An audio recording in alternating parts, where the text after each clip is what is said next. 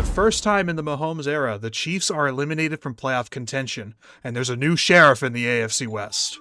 The ACL demon claims 2 more superstars as the hunt for the postseason narrows. Plus, will 2 different divisions feature 3 different playoff teams? All that and more right here on Ghost Knows Ball.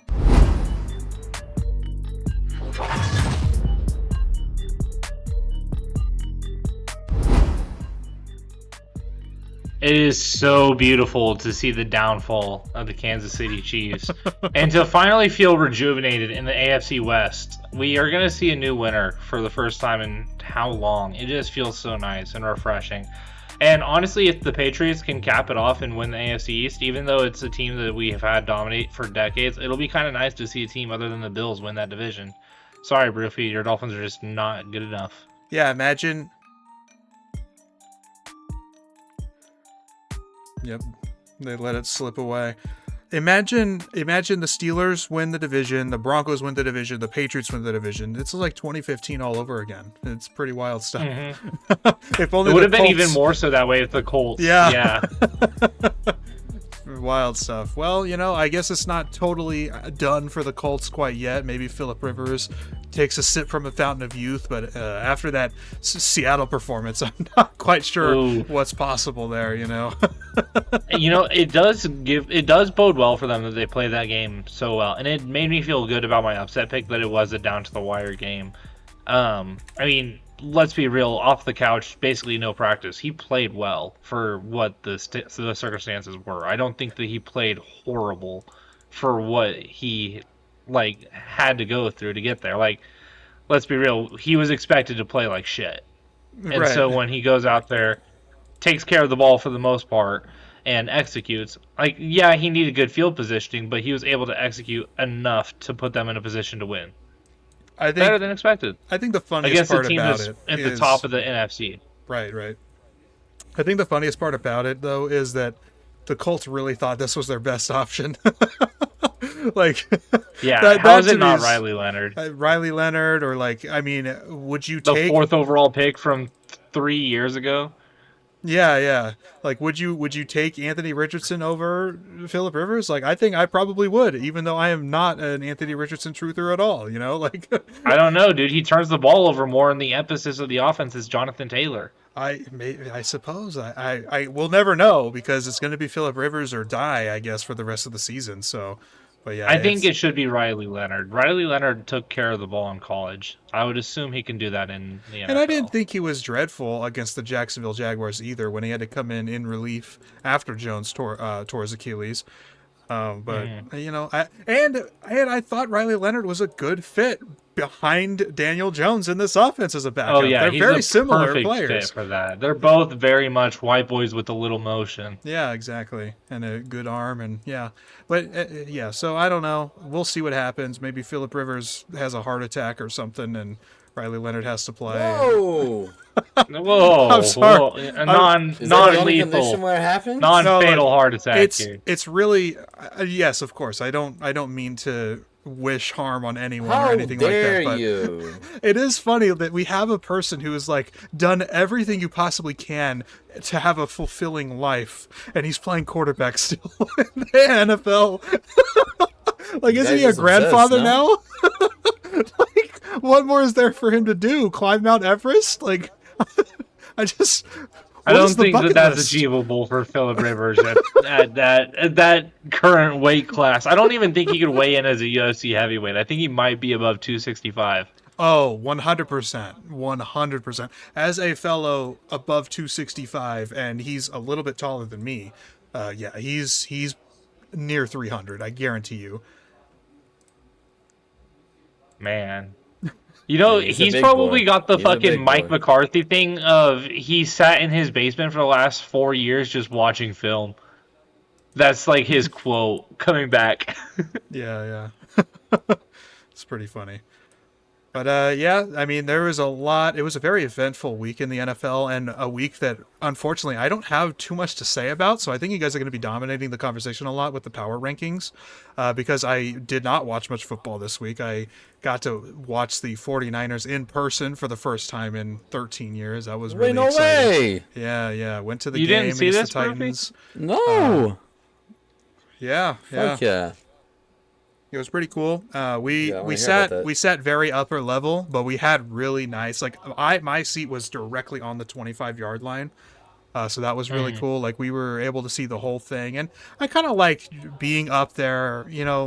I prefer Nosebleed sitting up. section, I suppose. I've sat up, I've sat down. I genuinely prefer sitting up. You got a better view of everything. Yeah. You get a It's better like- view when you sit up, but the experience when you sit down is kind of insane. I mean, I got to witness a touchdown over the middle to Giovanni Gibson against Missouri, and that was electric, being only 3 rows up.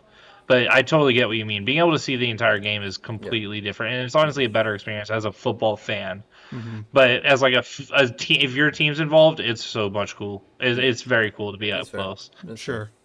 Yeah, it's like watching the All 22 live, though. It was really Right. cool. And honestly, You get to be a coach essentially. yeah.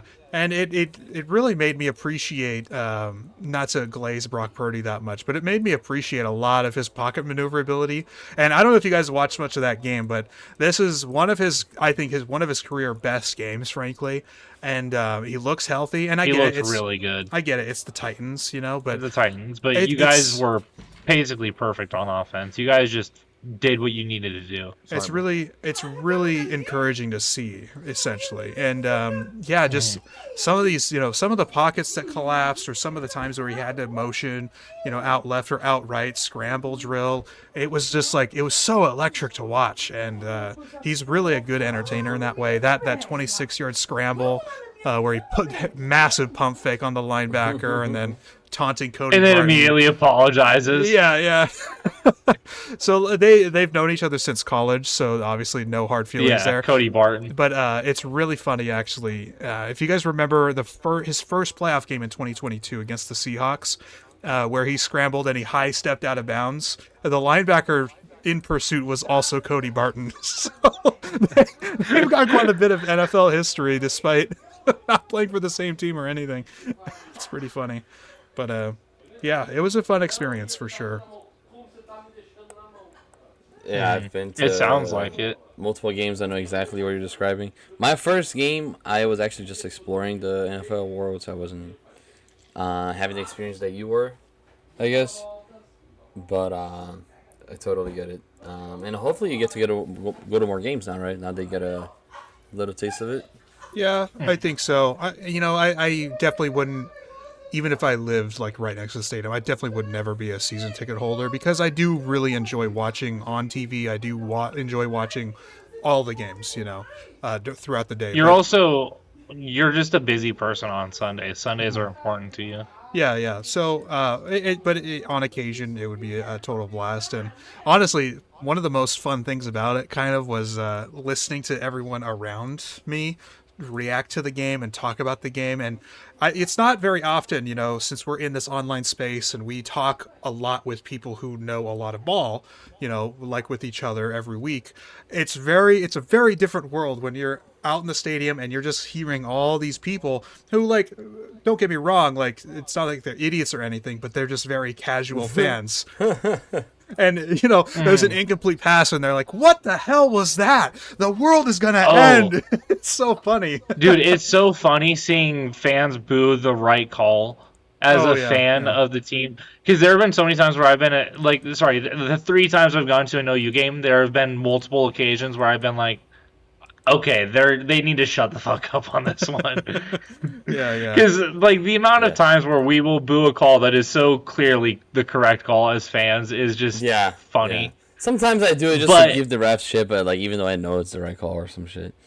I will say, to Anthony's point, it's fun when you get the rare people who do know what they're talking about, because whenever I was going to the OU versus Missouri game this year, it was me and my cousin, and then in front of us were 4 like 40-year-old cougar women Oh, absolute smoke shows. But the entire time, they knew ball.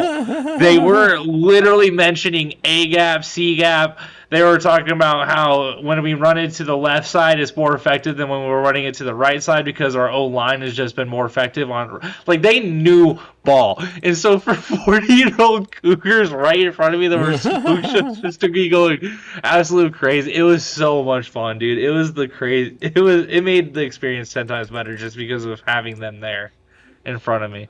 They could have been talking about something else. Oh yeah, the two hole, Yeah, the the A two gap. gap, Oh my god. Yeah, but the B gap. yeah. Oh, Ooh. You don't want to mess with the B gap. Uh, all right. Now that we're surely demonetized, oh no, innuendo. Who cares? But that is a good segue. I'll give you the segue point for this episode, even though we don't give points. But here we are. Let's hear it. we do give good noodle stars though. Yeah, good noodle stars. Yeah. I've got hot takes for you guys again. I thought that was a really fun segment yeah, from let's hear last it. week that we Let's hear did, it. and It was very fun.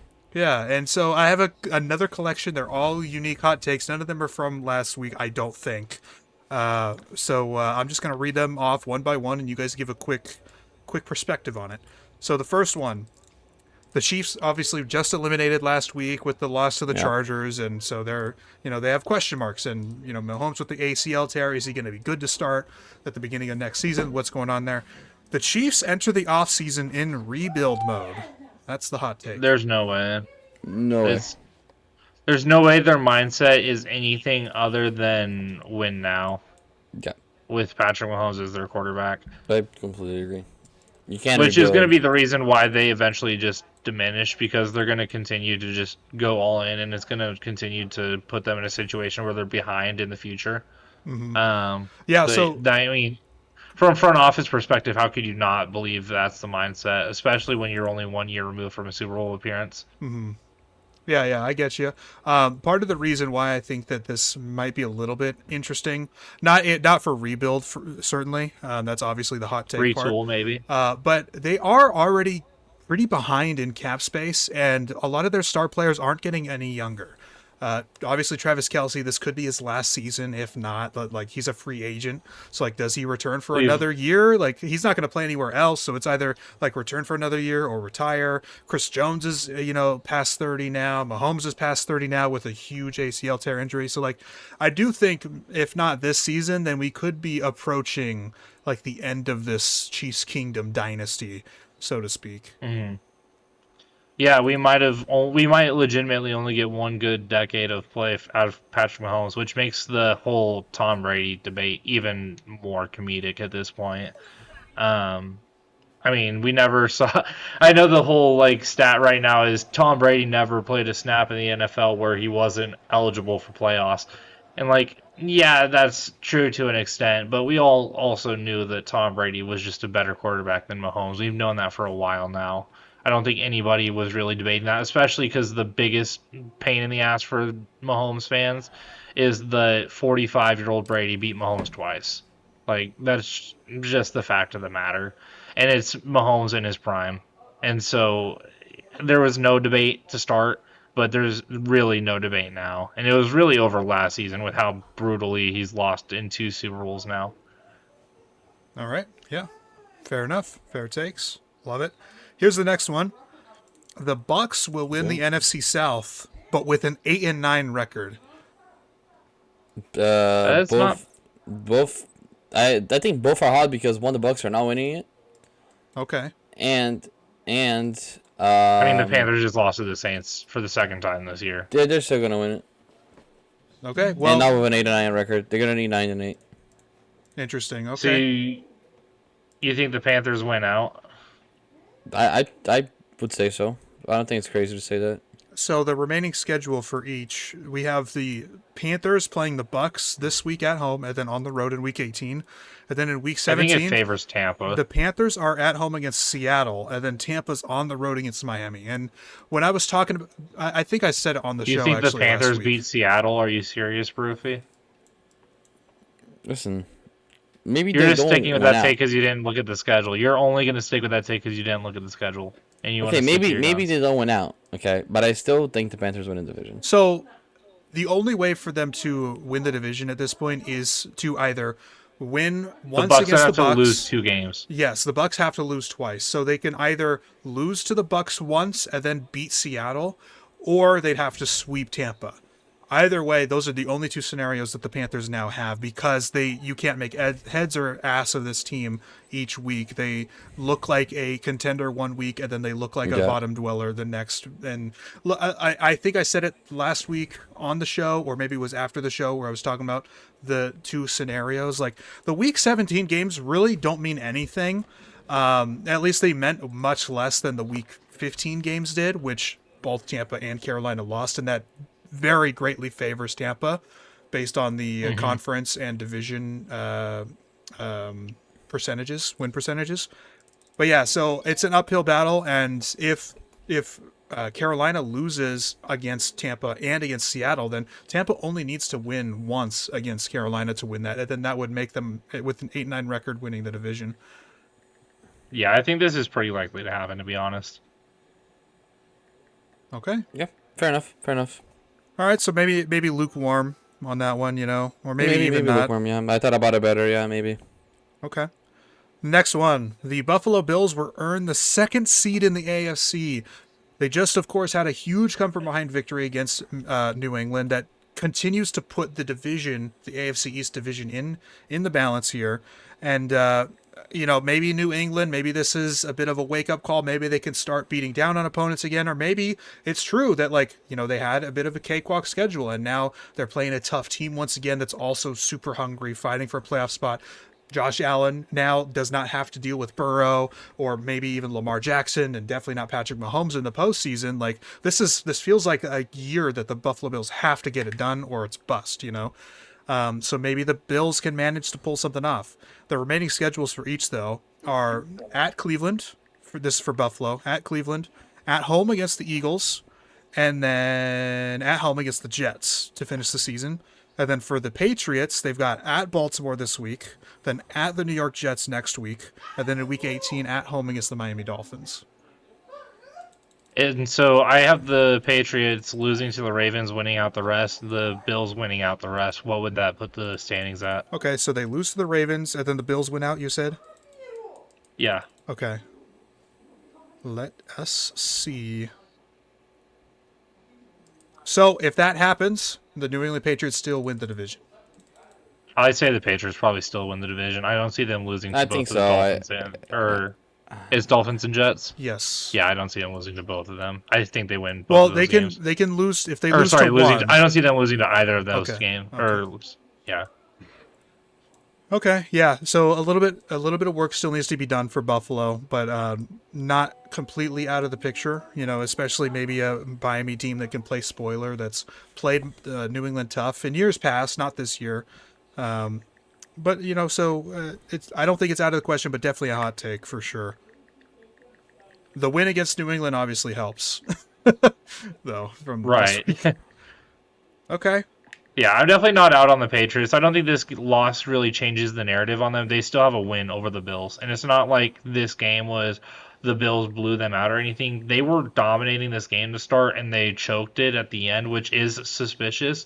But it shows that they can get ahead. They just need to be better when they have the lead. We've seen them come from behind and win from behind, so I'm not worried about their ability to do that. I'm more so worried about them consistently playing with a lead, which they need to learn to do. Fair enough, yeah. I like that take a lot. I've got another one here for the AFC East. Yeah. Quinn Ewers will start for the Dolphins in 2026. I think this is likely. I At think it's very minimum, he likely. starts one game. I think this is very I likely. think at minimum he starts one game, but it's probable that he starts the entire season for them. He's always been a durable quarterback, and he is a high upside guy. We've seen him play well in spurts already in the preseason. I think this is a good take. I I think also it's a think good he's take. just a good scheme fit, I think it's- especially if they keep that fraud Mike McDaniel. I actually think it's a very good take. I was thinking about it, frankly, all day. To be honest, maybe I'm autistic. So the thing with the Dolphins is we're probably won't be in a position to draft a high pick for a quarterback. And I don't see Miami drafting a QB in the middle of the first round. At least as of now. We're going to have to see what Ewers has in these last 3 games. If he's given the last 3 games. I'm assuming that he's going to be given the last 3 games. So it depends on that as well. Like, he's going to have to earn it, right? And I think he has shown promise. He has done some good plays in the season. Probably the best pass by a quarterback, period, this season was by Ewers against the Browns in garbage time. And probably the best single pass in Didn't the whole he season. lead them down a touchdown drive on that first drive? I think not on the first drive. It wasn't on the first drive. He got going later in that game in garbage time. It wasn't right away. That much I remember. He also just adds 20 yards of verticality to the offense because his arm is just significantly stronger than Tua's. Yeah, no, I 100% agree. He's definitely more athletic. Adds another element to this offense. So, and the thing is, we're talking about Miami next year with quarterback, whatever. It's pretty likely that we're gonna do what the Broncos did with Russ and just taking on the dad cap. Of course, it's more dad cap with Tua, but I do think the situation calls for it. As much as I wanted this to work out, it doesn't seem like it will, or it doesn't seem like it did, obviously. So I do think they just cut it loose now instead of waiting for 2026 offseason. Trade is maybe happens, maybe for a desperate team, and we take most of the salary, like a salary dump and whatnot. Minnesota. I talked about Minnesota before the season even started. I talked about Minnesota, right? We'll see if it happens. I mentioned the Raiders as well. I don't think the Jets would do it. Minnesota. Yeah, we have Sleepy Joe right here in the podcast. Yeah. Yes. So I'm intrigued to see. I'm very intrigued to see what Miami's gonna end up doing with viewers. I hope he shows something. And that's kind of where I was going to go with that, I think actually. It would be a good problem to have, I think. If Ewers balls out these last 3 games, we end up having the luxury to draft something else in the first round and seeing what happens next year. I think it would be a good problem to have. No, yeah, 100%. And I think you were touching exactly on my take. I like your guys' takes. I definitely think that there's a good shot at what you guys are talking about happening. But I do think a lot of it depends on how he looks in the final 3 weeks here. He is obviously a young quarterback, and, they probably believe in him, because he's been in the system and he's come in as the backup, Yep. But he's also a 7th round pick, so you can't feel like completely attached to him if things don't go too well in the final 3 weeks here. 100%. So, Right. I do think, and I think that he can play well in the final 3 weeks. We'll see what happens. I do too. Of course, I mean, they got the Bengals this week. They've got the Bucks next week, and then the Patriots in the final week. So it's not the worst schedule in the world by any means as far as past defenses go. right. And I think that this is a 7th round pick that we've seen 1st round potential from in the past. So I don't think that him necessarily being a 7th round pick is a sign that he can't be productive. Right. I just meant as from the team perspective, we only invested a 7th. Like, is it, Right. There's not a lot of franchise investment. I get what you're saying. Right. Yeah. Okay. Cool stuff. Here's another quarterback controversy one. Despite McCarthy improving somewhat in recent weeks after winning 2 straight against NFC East teams, the Vikings will look for a different answer at quarterback next season. If they don't, he has to play elite football for the next 3 weeks and show amazing ball placement, which he's had really good ball placement in the past. Actually, that game winner against the Lions to TJ Hawkinson, dime. Absolute dime. Okay. But we need consistency from 9. We can't have inconsistent 9. We need consistent 9. Fucking can't believe you.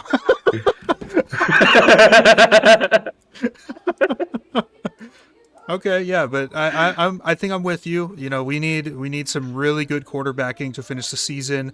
To show progression, really. And I think the last couple weeks there haven't been good defenses by any means, but it does help him that he's only 21 right now. Yeah. There's been some progression, and now the issue is if an offer does come on the table where there is a Kyler Murray that's available, Like how I do the love that Vikings fit. not reconcile like, taking that opportunity if it's presented before them, So that's really like the big hindrance here, in my opinion, because they're not going to be trading up for another quarterback. That wouldn't make any sense. And maybe the Tua thing happens, but I don't know how much sense that makes either. Maybe a Mac Jones happens. Sam Darnold was a former 49er, then he goes to Minnesota.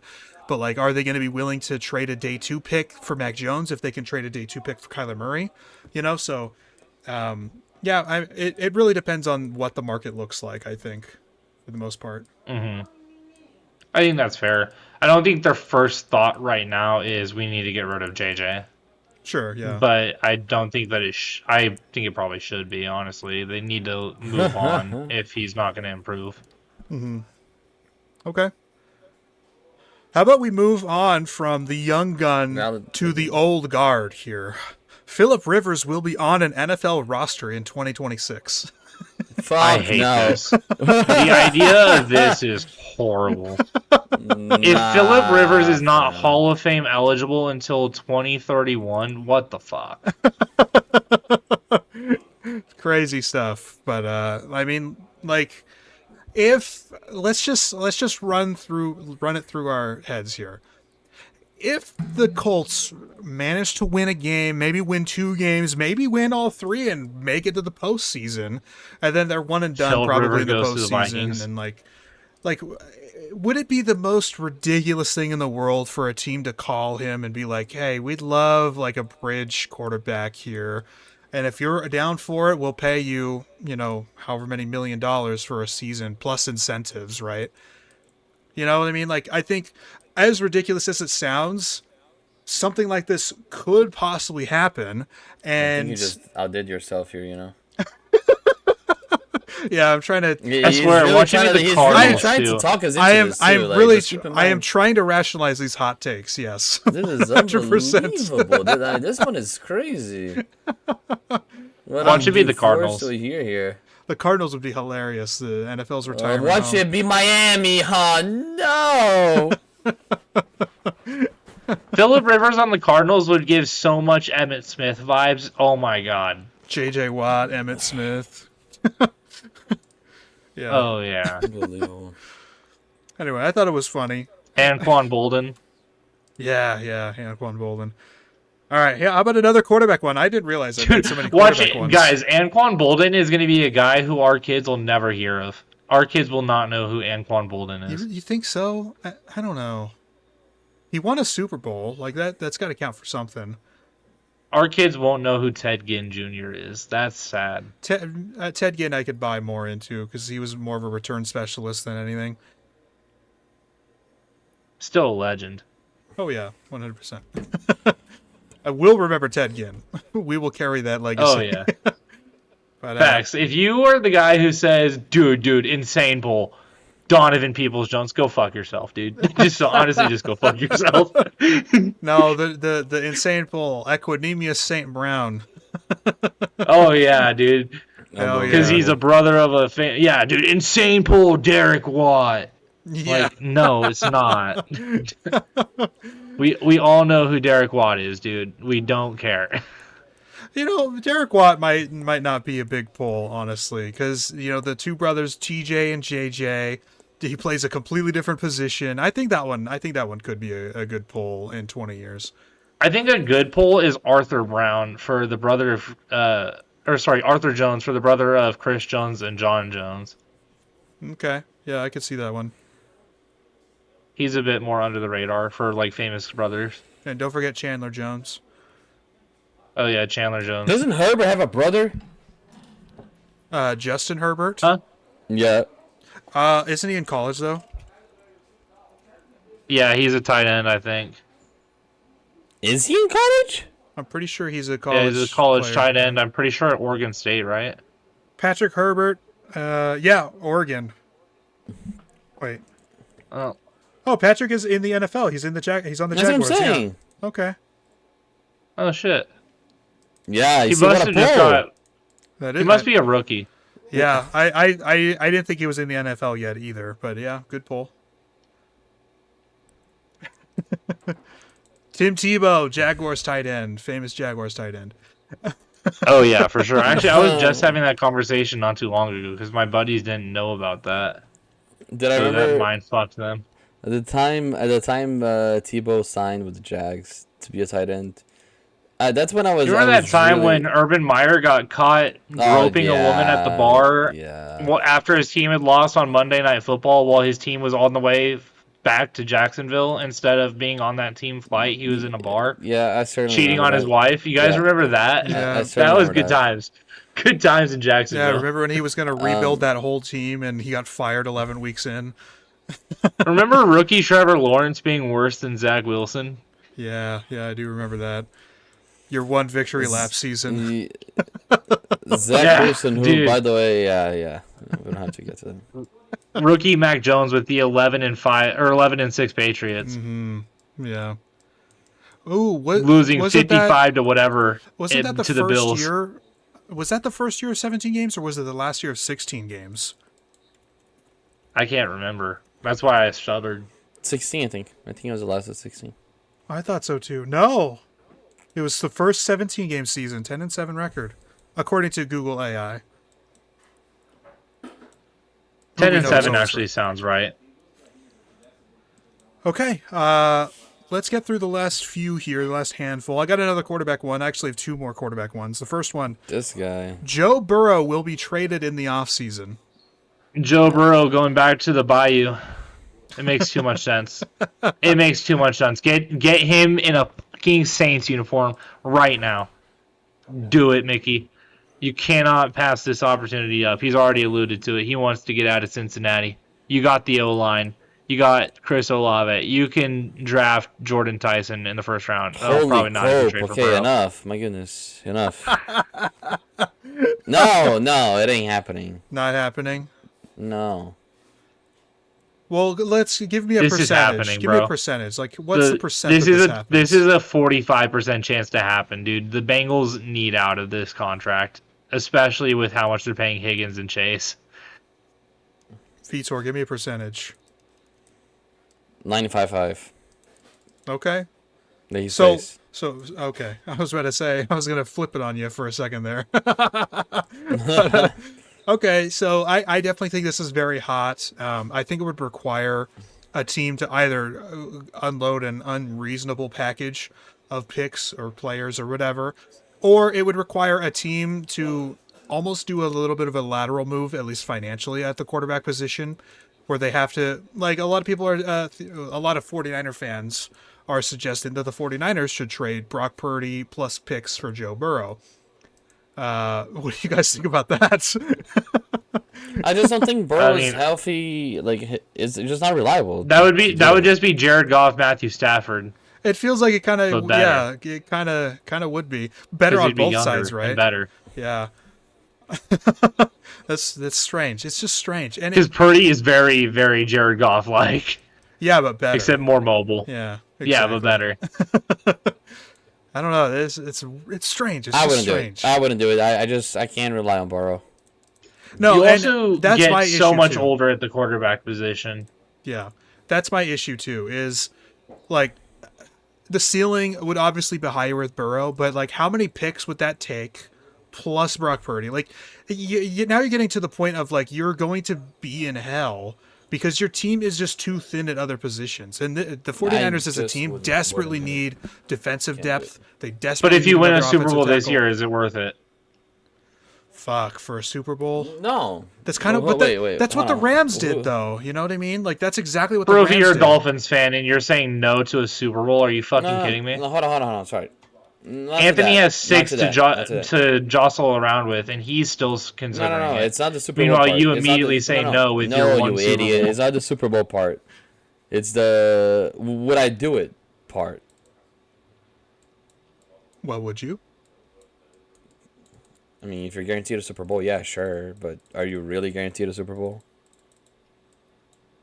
Well, that's the hypothetical. I think your chances are really fucking yeah, good if you yeah, have of Joe course. Burrow, Christian McCaffrey, George Kittle, and probably a receiver in the second round next year.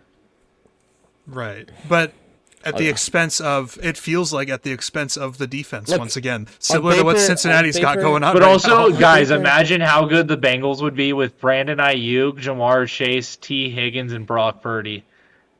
That would be something. Look, it's I don't beautiful on paper, okay, but Burrow's never healthy. Like it is what it is. And you're gonna have to trade a shit ton, and your team doesn't have depth. You're always hurt. Like, Yes, no. and that would be the reason I'd say no.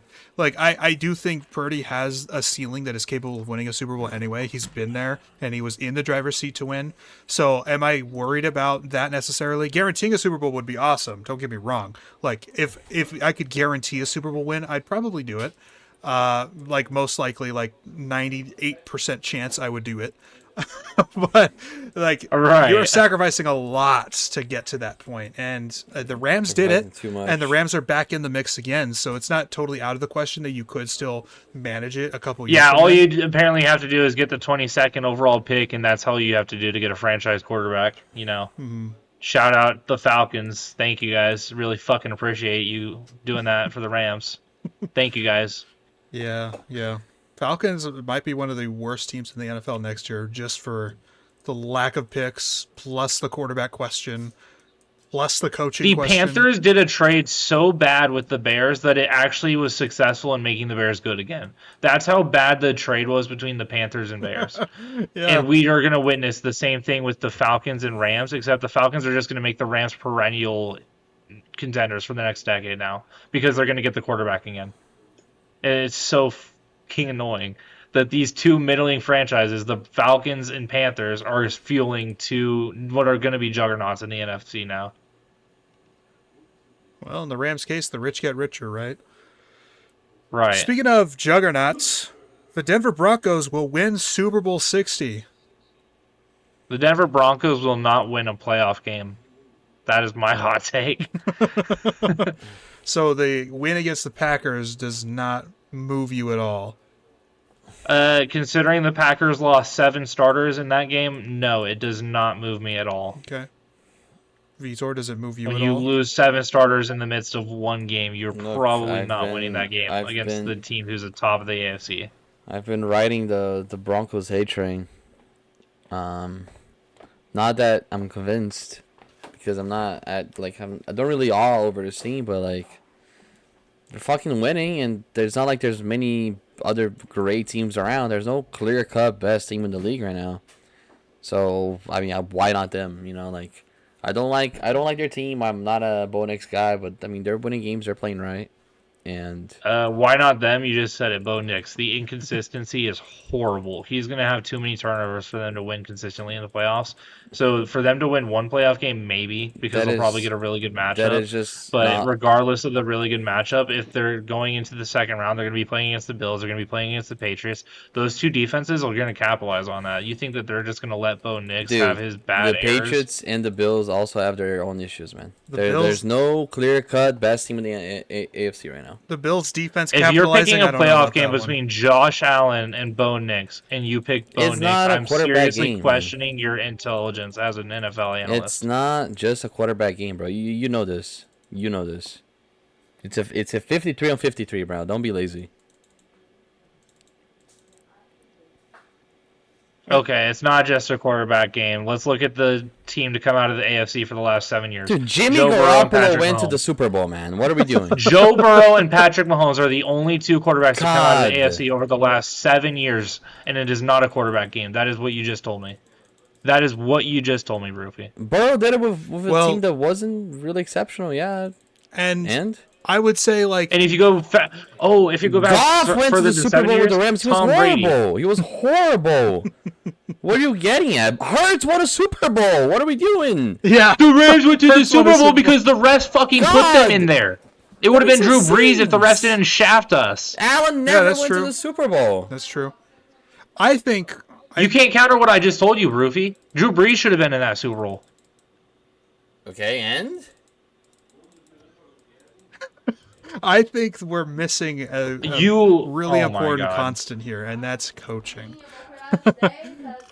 it wasn't just Mahomes in those Super Bowls. It was Andy Reid. It was Andy Reid, Steve exactly. Spagnuolo, and it wasn't just. It wouldn't just Zach be. Taylor. It wouldn't just be Bo Nix or Drew Brees. It would be Sean Payton, or it wasn't just the Rams and Goff and Stafford. It was Sean McVay, and it wasn't just Jimmy Garoppolo or Brock Purdy. It was Kyle Shanahan. You know, I think that is a big factor to not overlook when it comes to that. But here's the thing. I understand, Jacob, what you're saying. The best quarterbacks oftentimes will win the important games, and Yes, that's very true. oftentimes, yes. That is very constant, a constant reoccurring fact of the matter in the game. As the most important position in sports is, it would impact it that way.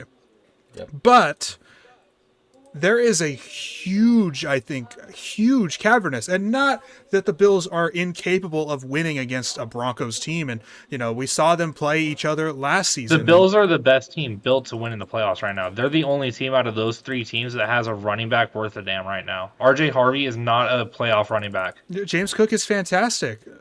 You know what's not fantastic? Their receiver room, their entire defense, their coaching is also dreadful. So, like, those are three huge handicaps. Josh Allen hasn't needed a high-quality receiver room in the past. And how does that work? I hear you, but he's never... every time he's fallen short. Not to the Broncos, who haven't even been there. Well, yeah, but that's the nature of the NFL. Like, there will be new teams that show up, new Titans. A singular team has to get there. Okay? And I just don't see many teams playing better than the Broncos, as much as I hate to say that. Are you serious? The team that plays down to all of their opponents is playing better football than every other team.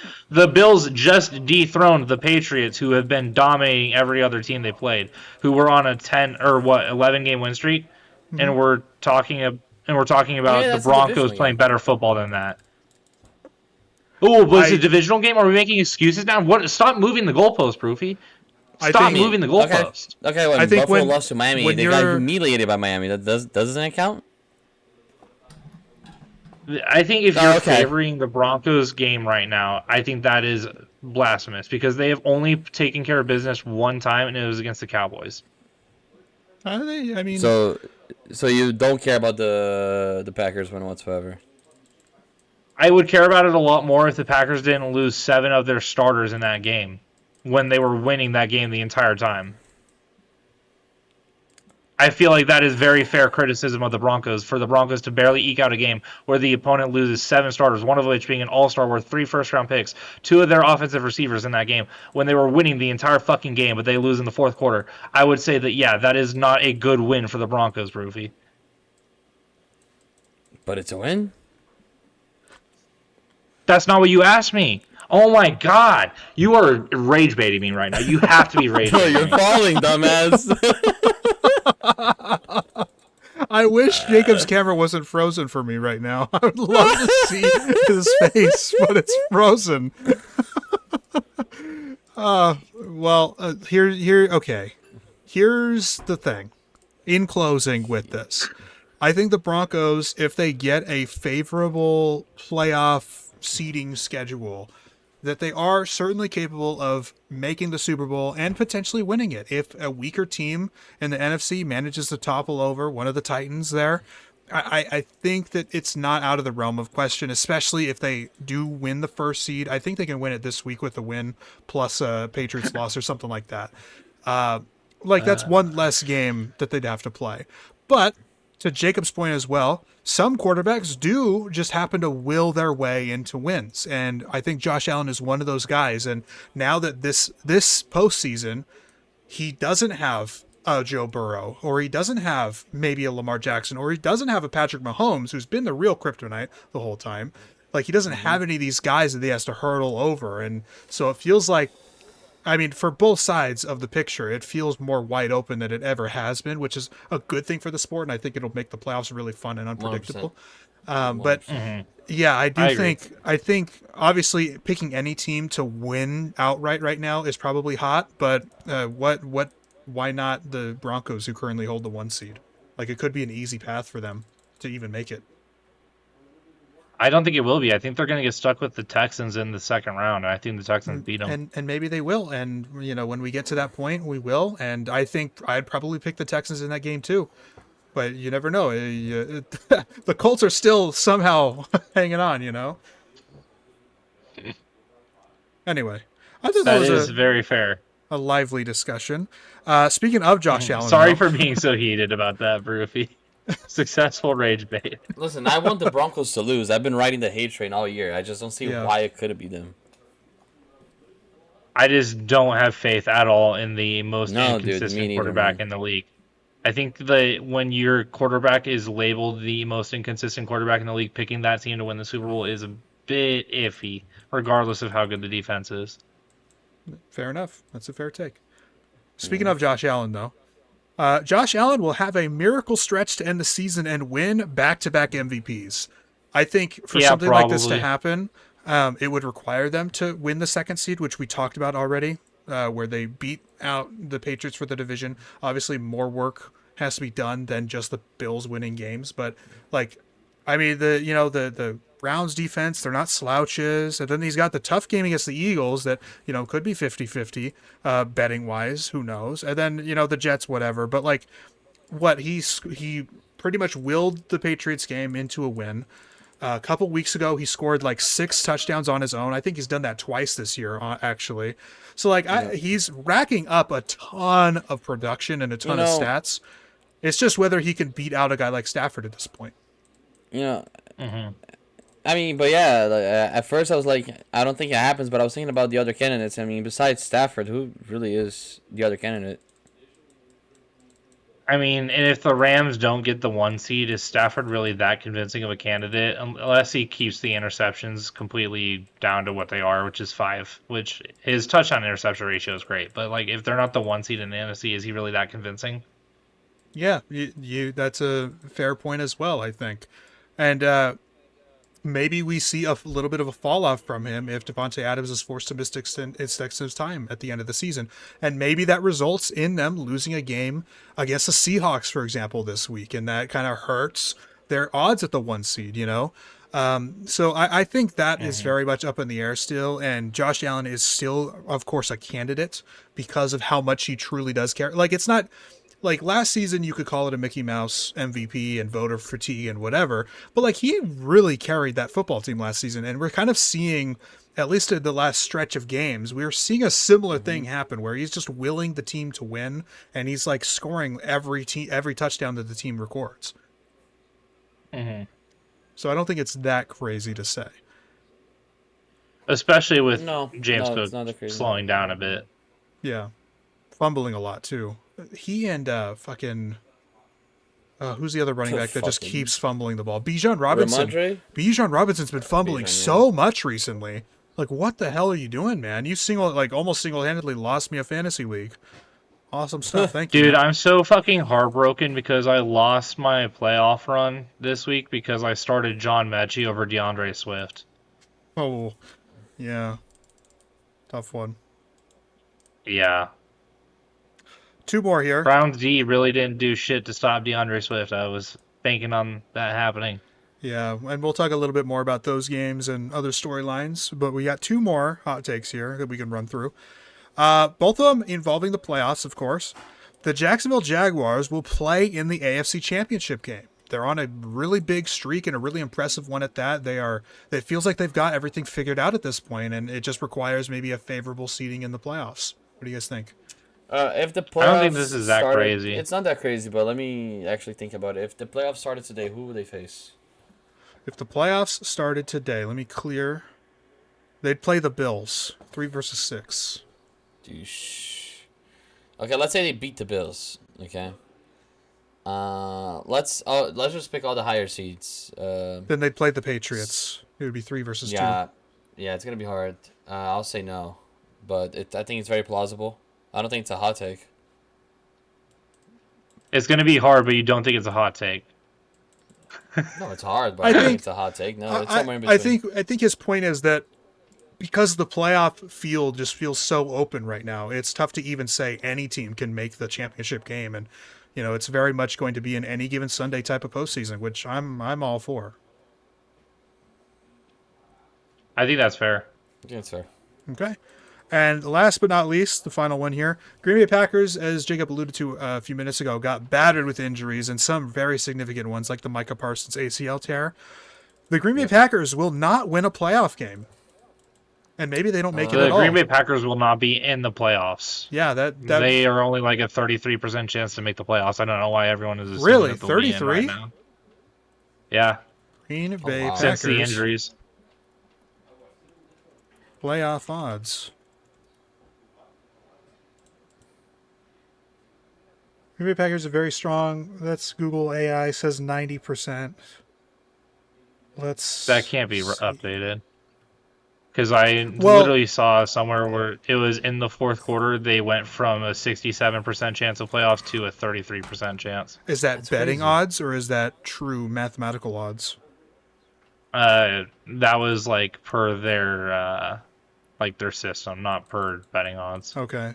So playoffstatus.com, don't know the credibility of this site here, but it says the chance that I don't know how to read this. So these are odds to make any spot. So they have less than 1% chance to make the 1 seed or the first division winner, and then 33% to get number 2, 5% number 5, and then nothing for number 4 because that's the NFC South spot for sure. 1% to make the 5 Right. because you'd have to beat out the Seahawks or the Niners for the 5.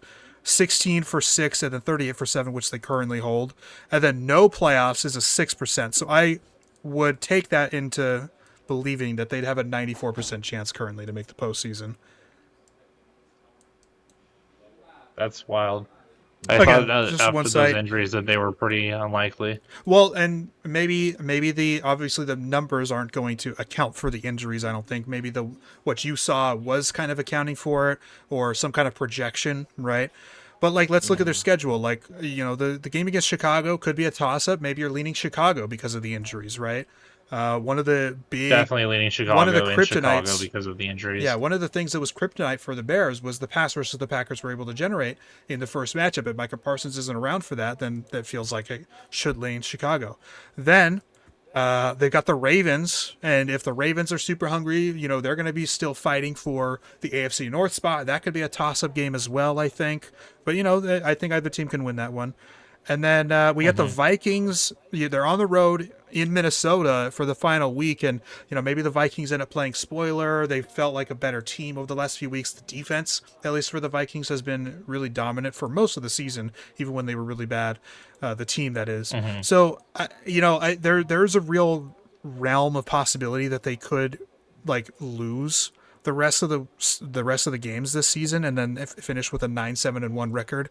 But then again, that would require the Lions would have to win 2 games, because if they win 1 and lose 2, then the Packers are still in because the Lions have a 9-8 record. So the Lions have to win 2 games, and that's obviously also possible for them. They have the Vikings in week 17 and week 18. They've got the Bears. That's a tough one. Really tough game. And then this week they got the Steelers, which the Steelers feel like a really tough out right now. They've been playing a lot better football as of recent. So I don't know. Yeah. Now, That's fair. as far as I winning could see a them playoff losing game, all 3 of those games, to be honest. I think it's possible for sure. And I expect them to pull one of them off, because they are That's well fair. coached and it's still a good team and a decent roster overall, despite the losses. But obviously the take is that they will not win a playoff game. And I think that is a pretty good shot that they don't win a playoff game at this point. And not just because of the I'll get behind losses, not just because of the losses on the roster, but because of their potential matchups. We'll see what happens against the Bears this week, but as it currently stands, they would play the Bears in the wildcard round as well, and they might not match up well. We'll see what happens again on Saturday, right? But maybe if they climb up to the 6, they'd have to play the Eagles, and I think the Eagles might be saving their best game, their best ball for the postseason, and that's going to be a really tough out. And the Eagles have kind of had the Packers' number over the past couple of years, so I think it's a bit of an uphill battle for them. And for all intents and purposes, this 2nd seed can turn into the Rams. It can turn into the Seahawks, the Niners. It's not going to be the Eagles. So it would be one of these 4 teams. It doesn't have to be the Bears. And I don't know if they match up well against any of those teams. Yeah. Yeah. I'll get behind it for sure. Okay. And that's it for our hot takes this week. Hope you guys enjoyed that segment. Hope you guys Always enjoyed. goated. Yeah. Very cool. These were the results from last week. The LA Chargers my. eliminated the Chiefs on Sunday morning. They won 16-13. The Baltimore Ravens blanked the Cincinnati Bengals. A real shocker, at least as far as the scoreline's concerned. Ravens won that game, keep themselves alive, eliminate the Bengals. The Bills come from behind against the Patriots in a stunner at the end there. The Jacksonville Jaguars take care of business against the Jets, scoring nearly 50. The Pittsburgh Steelers control the game on Monday Night Football, beating the Dolphins, eliminating Miami from the playoffs. Houston keeps rolling. They put up 40 against the lowly Cardinals. The Chicago Bears dominate the Cleveland Browns, keep their division lead up. The Philadelphia Eagles blank the Las Vegas Raiders, winning 31-0. And San Francisco takes care of business against the Titans, putting up nearly 40. The Seattle Seahawks eke out the Indianapolis Colts on a last-second field goal. The Denver Broncos come from behind in a victory against the Packers. The Atlanta Falcons win a really close one, come from behind kind of victory against the Buccaneers on Thursday night. Kind of playing spoiler there. The Washington Commanders take care of business against the Giants, who are off the bye. The LA Rams take care of business against the Lions after a really impressive third quarter. The New Orleans Saints sweep the Carolina Panthers this week. The Carolina Panthers don't know what they want to be this season. They don't know if they want to win the division. And then the Minnesota Vikings, led by 9, beat the Dallas Cowboys and essentially eliminate the Cowboys too, although they aren't mathematically out of it. They're very close. Yeah. Any storylines we want to talk about? The Saints continued to just fumble the draft stock. It is brutal. I can't get anything to go my way at this point. I've kind of given up at the whole we're drafting a quarterback thing. I'm pretty convinced that we're just going to write it out with Shuck, unfortunately. And yeah, I think this is just what I'm going to have to live with as a Saints fan. More and more mid.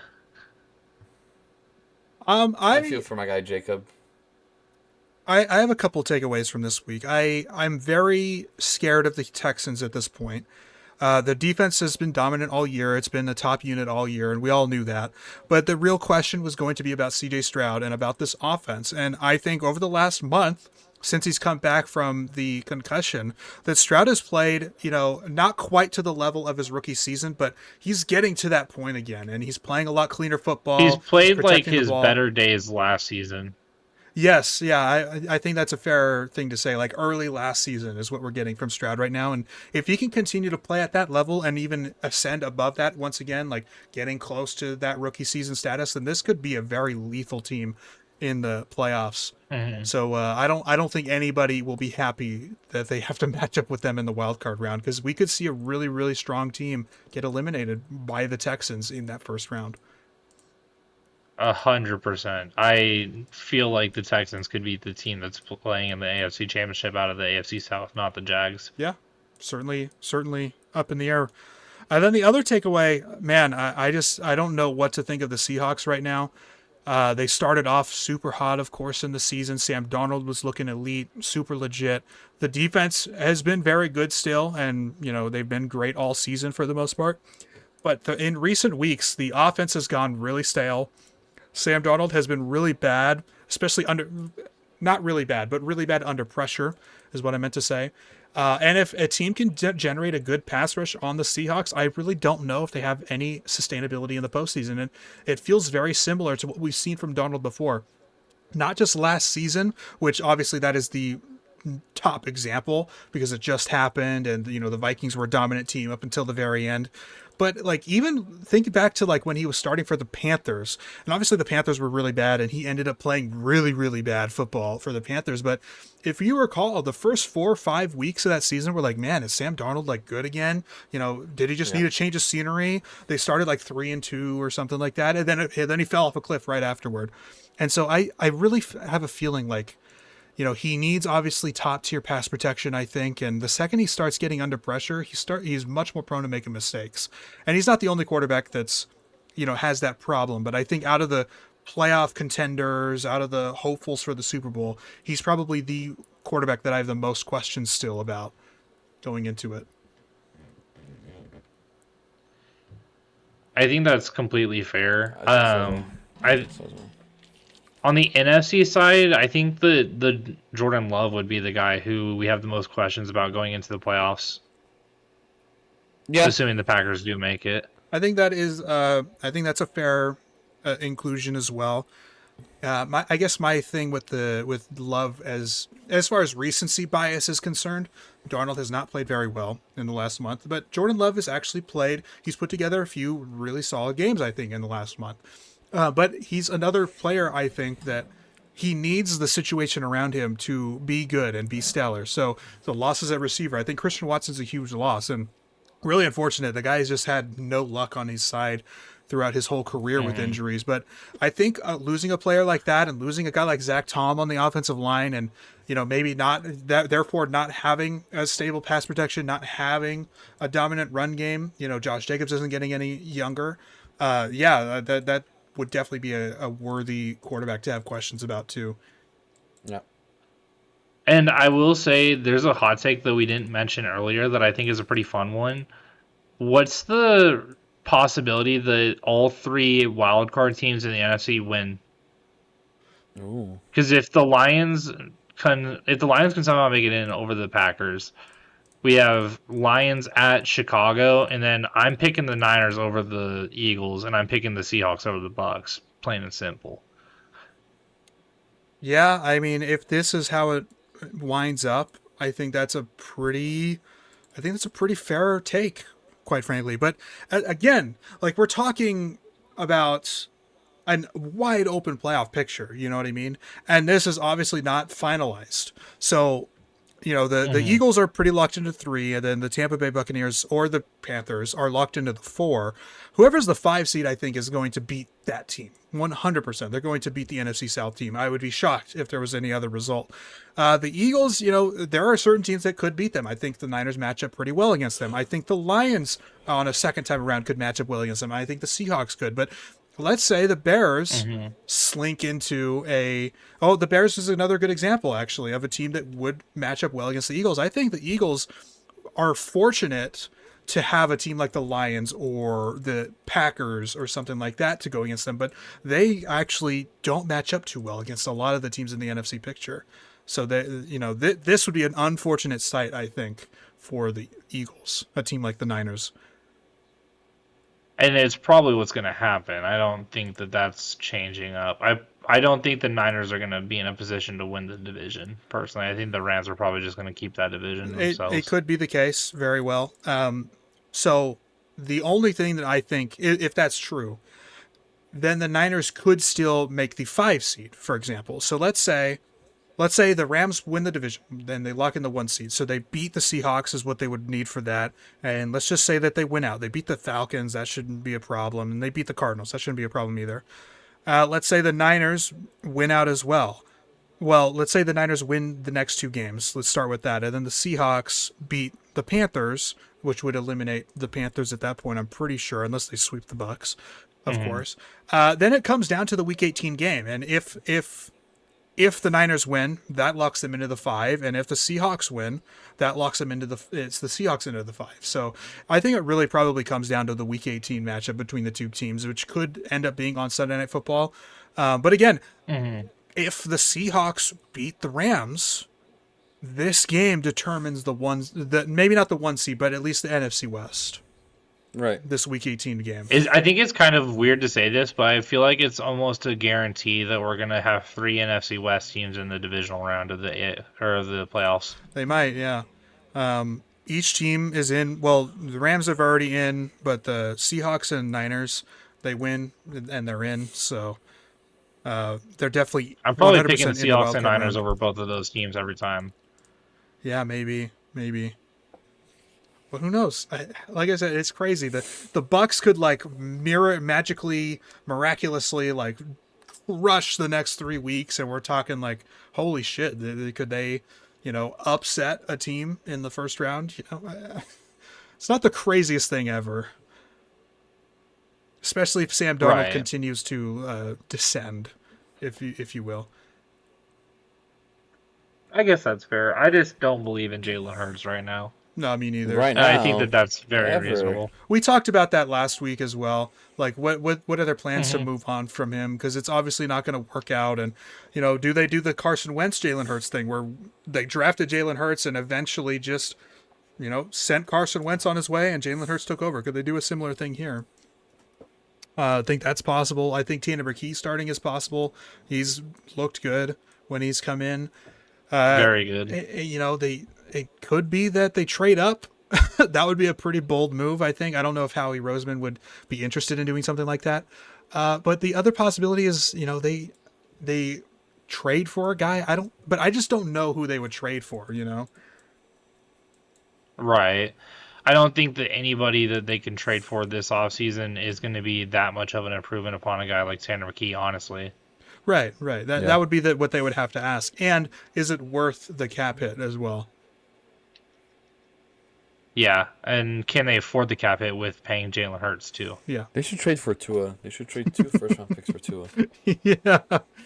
Well, maybe Jalen Hurts So to Tua can take Jalen Hurts' job again. Yeah, yeah. exactly. Yeah. Exactly. 100%.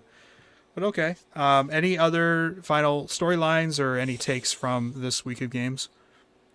I don't have anything to say other than it's Quinn Ewers era in Miami. Tua didn't work out, obviously. I was a big believer. I won't say a big believer, but I was a believer, especially in 2023, where for a period of time during the season he looked like an MVP. And whether we won it or not, Tariq did have the best 2 seasons of his career with Tua in Miami, and it was very cool to see, obviously. And Tua did play well. So, it's kind of sad to see it end like this, honestly, because being a Dolphins fan is not easy, and I mean the guy gave me hope for a little bit at least. So, it's not how I wanted it to go, I guess, but it was more than due time. I think he clearly regressed. His mobility is not there. His arm got even worse somehow. I'm not trying to defend that guy by saying this, but I do think there's an injury underlying because yeah, he got paid, and ever since he got paid, he regressed. So maybe there's some laziness. Not the term that I want to use because obviously the guy is a professional. He works his ass off, but again, not the term I want to use, but maybe the best term to describe, I guess, seen from the outside. But this regression, I don't think happens by accident. That's what I'm saying. Like, obviously, he always had his flaws. He always had his issues. Always had question marks around him. But to regress like this, I don't think it happens by itself. But I'm not trying to say this to advocate for the guy. It is time the Dolphins make a change. I do think it was Ewers' time just to see what you have in the guy. And I'm glad McDaniel did the move. Maybe it saves his job. I think I'm intrigued to see what McDaniel does with another quarterback, and not necessarily just Ewers. Maybe next year, maybe in 2027. I don't know. Okay, I'm not saying McDaniel's going to be here for 2 more years, but I'm intrigued at the very least to see what McDaniel would do with a new quarterback. So that's all I got to say for now. Okay. Actually, one last thing before we move on that I wanted to talk about it.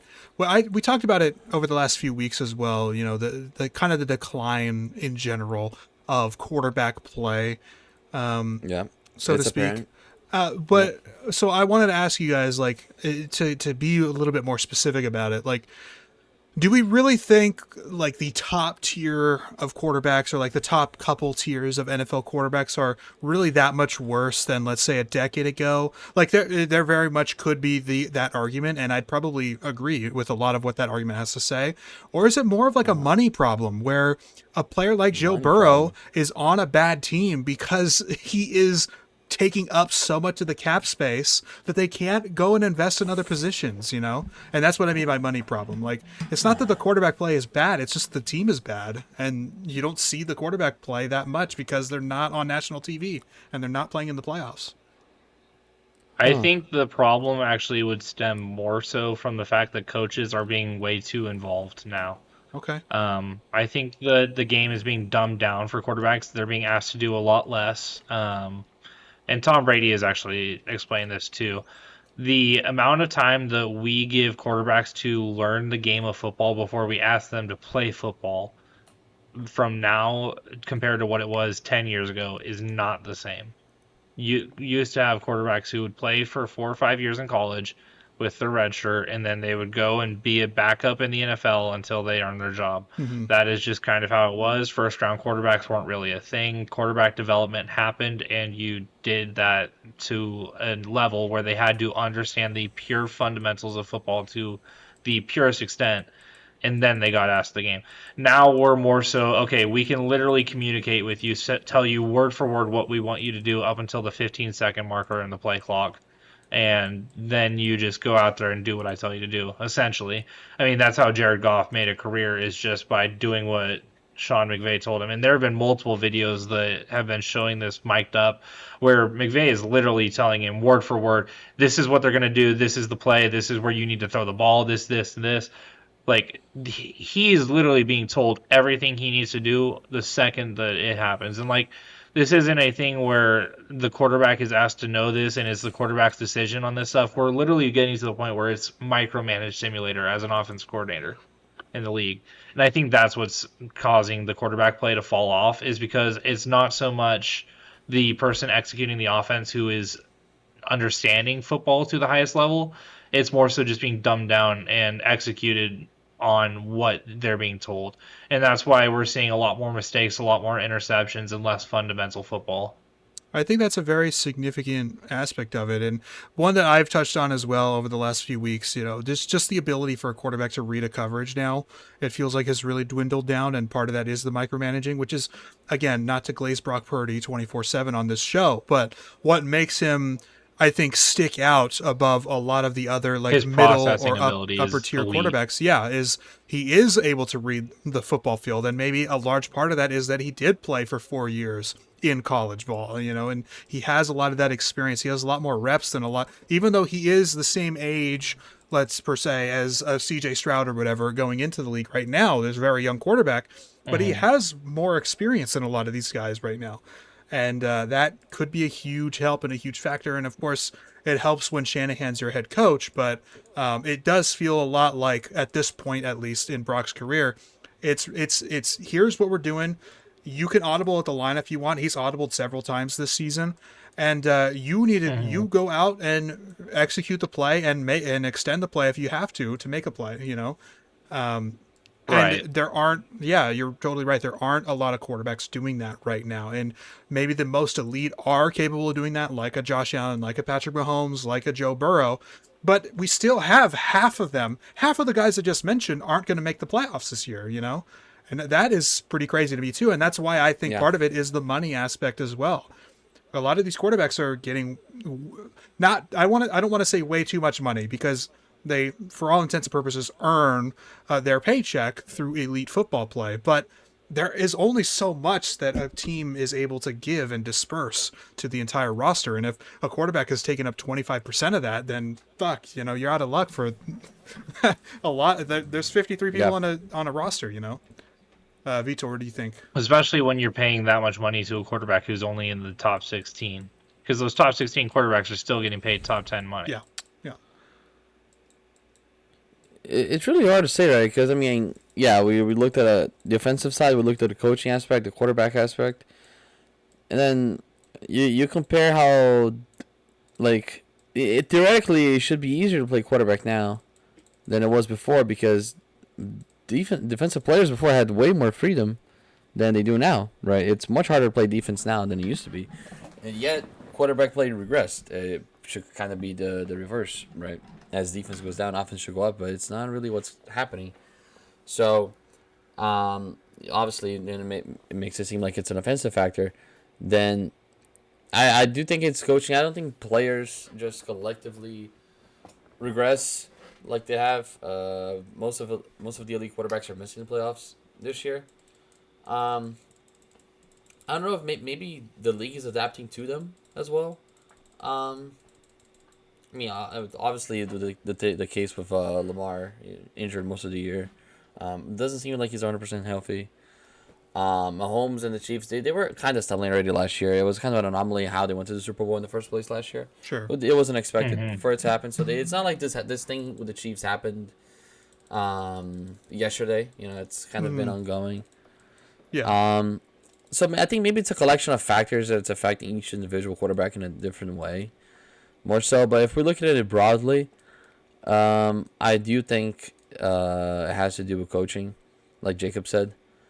You know, the league always has trends, right? It's just a thing that happens in every league and every sport in the world. Yeah. And maybe the trend right now is for quarterbacks to be helped, I guess, and that maybe it's just not working. Okay. So then by extension, I want to ask you guys, like out of this playoff picture, and it doesn't just have to include the playoffs, but like tell me this season, like who are the elite quarterbacks this season? There hasn't been any. Yeah. But the best Maybe ones just have Stafford. been Matthew Stafford and Josh Allen. Drake May, actually, I would say is up there too, just because his deep ball efficiency Okay. is probably the best in football. Okay. Yeah. So this season, it seems generally quarterbacking is down, on a downward trend. Would you call Stafford, just generally speaking, in a vacuum, like right now, take out the context of the season, is he an elite quarterback in the NFL? He hasn't been elite since his Super Bowl year. No, he's borderline, I would say. Okay. And yeah, as a whole, I would say borderline. Josh Allen, Yeah. Yes. Drake May. No. Yes. Okay. So we got a split there. That's What fine. does Drake May need to do for you at this point? We're looking at the whole aspect. It's been not even a full year. I can't call him elite yet. I mean, the passing efficiency numbers haven't been seen before. I can't do it after a full year and not even playoffs yet. Okay. He's So very good. I'm a big Drake May guy, but not yet. okay. Okay. Let's go through the rest of the playoff picture, and you guys just tell me elite or not elite. Bo Nix. Yeah. No. No. Okay. Trevor Lawrence. No. No. Okay. He's playing very good, and I'm not a big T-Law guy. So, like within the last 6 weeks, Trevor Lawrence. Yes. I mean, sure. There have been very few if you want to mistakes call, made if you from want to, him. if you want to say he's playing better than very good, sure. But Again, that's when I call a player elite, I also look at longevity and how long he's been doing it for. So it's kind of hard to say Right. based on just that. But sure, that, sure. and Just that's for that aspect, and that's then why sure. I'm saying that's why I changed. We're changing the context, right? Yeah. So yeah. generally For that no, context, but then sure. over the last month and a half, yeah. Okay. Yeah, sure. Aaron Sure, Rodgers. sure. No. Okay. Justin Herbert. No. No. Okay. We talked about Josh Allen. C.J. Stroud. No. No. Okay. We talked about Stafford. Caleb Williams. He's playing very good, but No, but he is playing very well. Very close to that category. Yeah, Okay. he's close. He's very close. Okay. Jalen Hurts. Kind of alluded to it already. Okay. No. Baker Mayfield. No. Sam Darnold. No. No. No. Brock Purdy. Big fan of his, but elite. Borderline. Borderline, yeah. I think the blemish of the Carolina game still rings, but maybe if that game isn't there, then maybe. Maybe. Jordan Love. No. No. Okay. So what, we said yes to 2 or 3 guys in the playoff picture? We said just for sure, just Hurts and just T-Law as of late, but it was really just Josh Allen, right? Josh Like, Allen no. and, Yeah, and pretty much just Josh So Allen. Josh Allen in general, Stafford given this Trevor season's Lawrence context, lately. and then Trevor Lawrence over the last 6 weeks. Those are the 3 that we said yes to. Okay. Okay. Interesting. And then Drake May as well, if you give this season's context. Sure. At least for Yeah, at least for the season, Jacob, yeah. Sure. Okay, Yeah, for so the season, sure. there we go. So we have 3, maybe 4 quarterbacks in this picture that we consider elite right now, basically. What about outside of the playoffs? Let's talk about the non-playoff teams. Tua Tagovailoa, no, right? No. Whoever the fuck the Jets, we don't need to. Lamar Jackson, No. Yes. Not I even mean, close. as a whole, yes. Not this season. okay, Not this season, no. okay, not but this we have season. different answers, Yo, right? So how do you want to censor for the rest here? Well, Just for this season or so as a whole? so let's do both. The first your Let's do both. first Okay. your first answer will be in a vacuum, and then your As a second answer will whole. be in this season. Okay. Okay. Okay. So Lamar, In a vacuum, Lamar is elite. In this season, far from it. Okay. Joe Burrow. Same Yes thing. and no. Yep. Yes and no. Okay. We won't talk about Cleveland. No. No. Dan- no. Everyone. Daniel Jones. No and yes for a little bit, but no. Not even elite. No and Just it no. was just decent at one point. Yeah. Just no. We won't talk about Tennessee. Patrick Mahomes. Yes No. and no. No and no. Okay. Tough, Okay. tough critic. Geno Smith. No. No and no. Dak Prescott. No. Elite, no. So it's a close one though, right? Close one. Yeah. Mm. Yeah. It You does- can call. You can call. You it think that. about it with him. He has a Yeah. lot of really good play. Yeah. Yeah. Jaden Daniels. He looked elite last year, right? But no. Jury is out. So That thing that I mentioned, Jacob, with longevity no for this year. and doing it for more than a year. Yeah. Yeah, there you go. Jackson Dart. Do we need to? I mean, he's fun, right? He's been looking good, but no, not elite. No and And no. we don't have to do Kyler. We don't have to do JJ McCarthy. We don't have to do Shuck or Penix / Cousins. Bryce Young.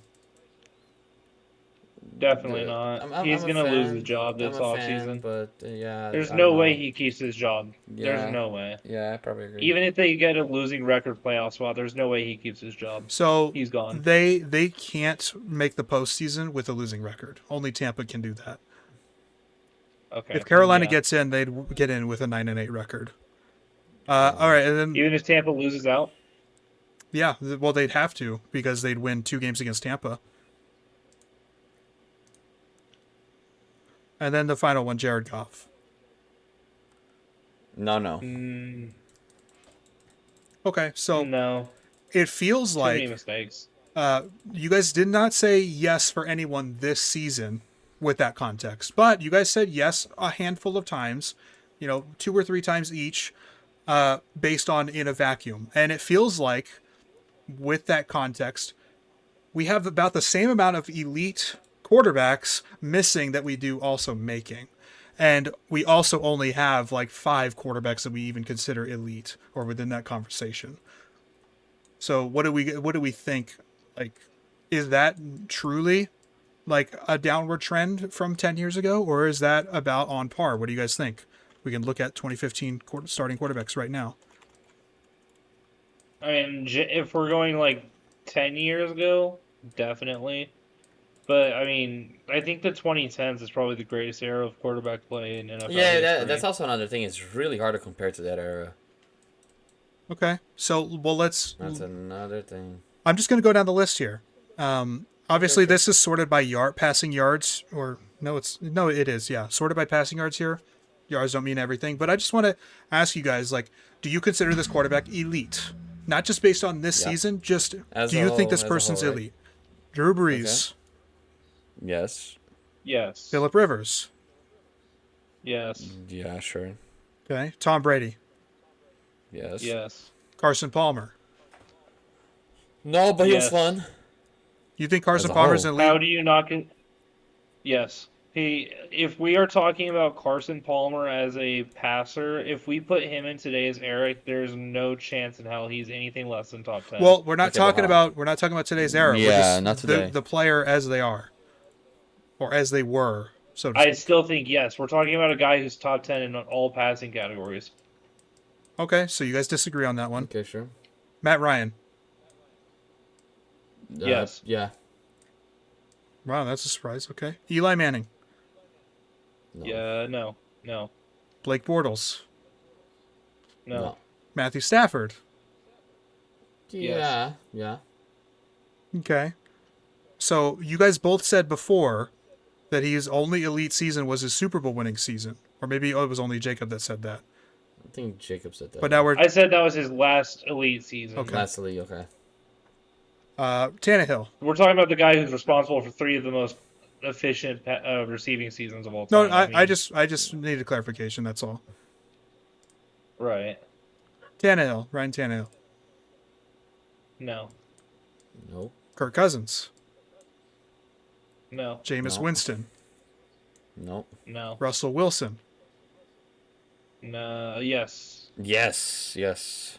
Derek Carr, Nope. No. Ben Roethlisberger. Yes. Okay, so you get my point. Out of the 15 quarterbacks essentially that I named here, the majority of them you guys both said were elite or are elite if they're Yeah. currently playing. Yeah. So correct. I guess you guys would both agree then that the quarterbacking now has taken a steep decline, just given that metric or that idea, that exercise. Well, definitely that, plus the increase of injuries is probably affecting it. Maybe. I would also assume that the way that the game is being played right now, with the lack of tackling and shit like that, I'm assuming that that's affecting injuries to an extent. I mean, we're not as hardened, I feel like, but I don't know. Okay. Could be completely wrong on that. Okay. So, for context, me, Drew Brees, elite. Rivers, no. Brady, yes. Palmer, no. Ryan, no. Manning, no. Bortles, no. Stafford, yes. Borderline. Tannehill, no. Cousins, no. Winston, no. Wilson, yes. Roethlisberger, yes. So, out of the ones that I told you guys, I disagree with a handful of them as well. So, I guess for me, it's not. Maybe there is a slight decline as the overall quality because, I mean, this is obviously sorted by yards, but 14th best in yards was Ben Roethlisberger. 14th best in Yeah. yards this season is probably like fucking Bryce Young or something, There's a very stark Right. difference in those two. So I think, Well, honestly, the yards are also like 1,000 yards less. sure. And yeah. and like I said before, defenses were better back then. Right, sure, yeah. There's definitely an argument. So I guess my point is like maybe the very top tier. No one's ever beating Brady. No one, like very few people will ever rival Breeze. Yeah. So I'm not saying that, but I'm saying like the upper echelon single season, I don't think is that much different than what we're seeing with like Josh Allen right now. I guess is my point. Okay. But we can agree to disagree Okay. if that's true. I think it's more about quantity. I don't know if it's about quality. What do you mean by that? Like quantity of elite quarterbacks. No, that's what I mean. Like, so the very top, I don't think is very different necessarily. Yes, I agree. but yeah, sure. having Ben Roethlisberger at 14 versus, I don't know what it is, but let's say Bryce Young at 14 is very different. Yep. Very different. Oh, yeah. Is there also something about the lack of newcomer quarterbacks over this 2010s era? Because it seems like for most of the dominant teams, it was the same quarterbacks every year. It was Drew Brees on the Saints. It was Tom Brady on the Patriots. It was Philip Rivers on the Chargers. It was Roethlisberger on the Steelers.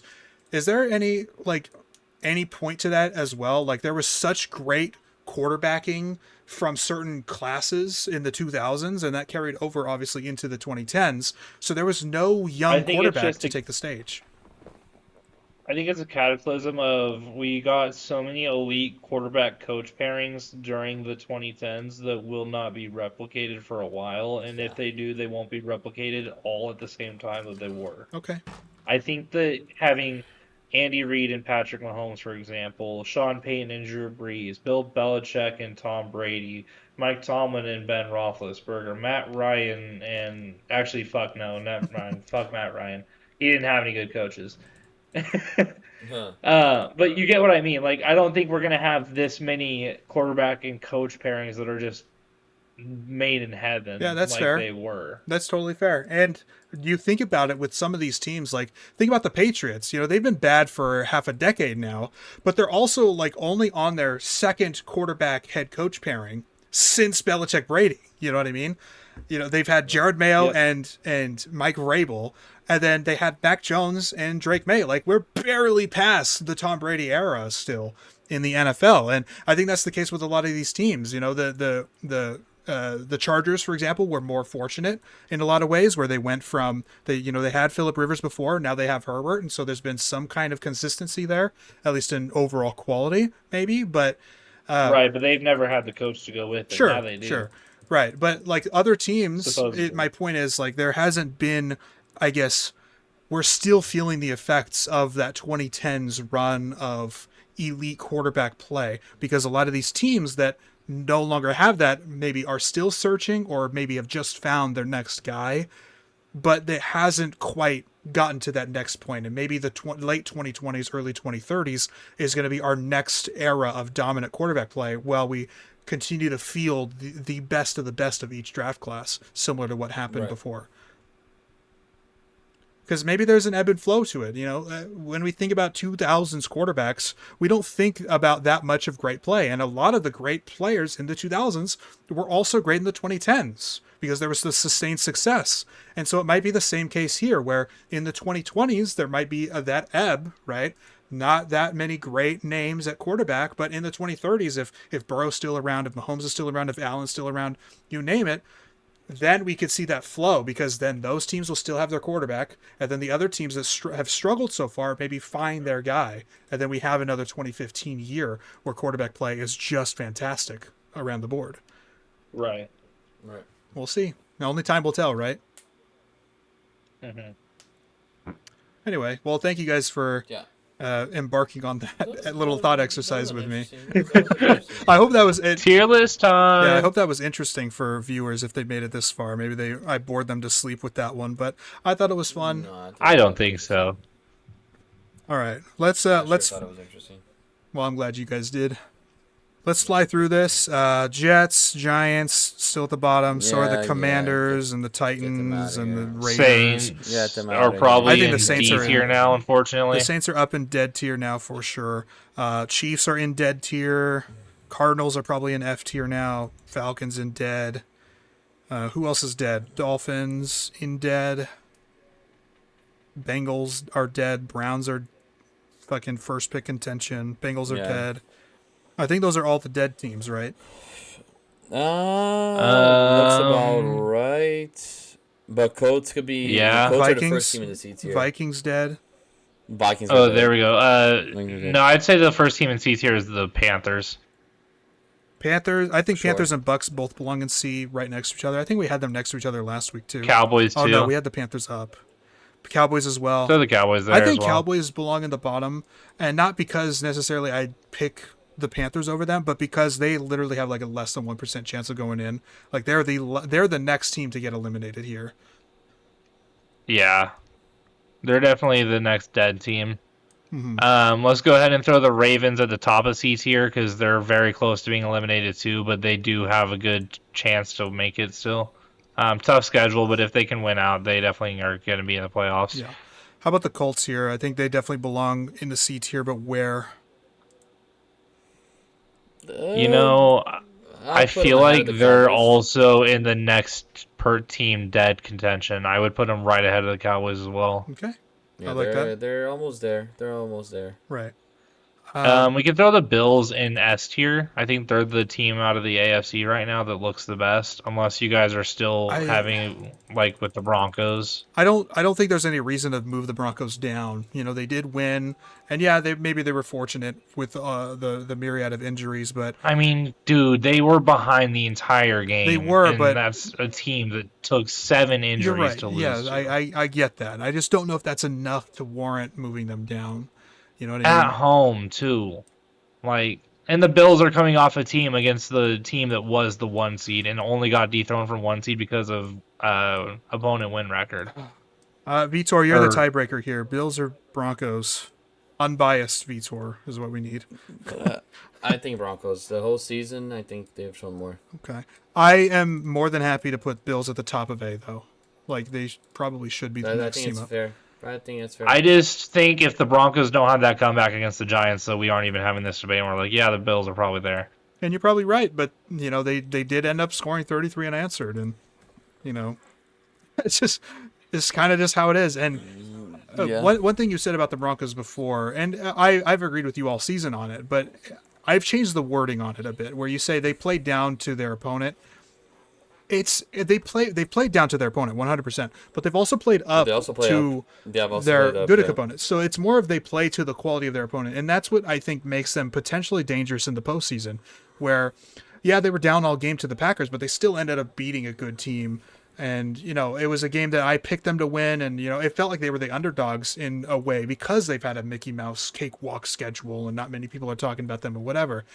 But they pulled off a win. Similar thing with the Eagles earlier in the year. Like, they pulled off these really tough wins where they've come from behind against good teams as well. And so I think it's just playing to the quality of their opponent more so than playing down to their opponent, if that makes sense.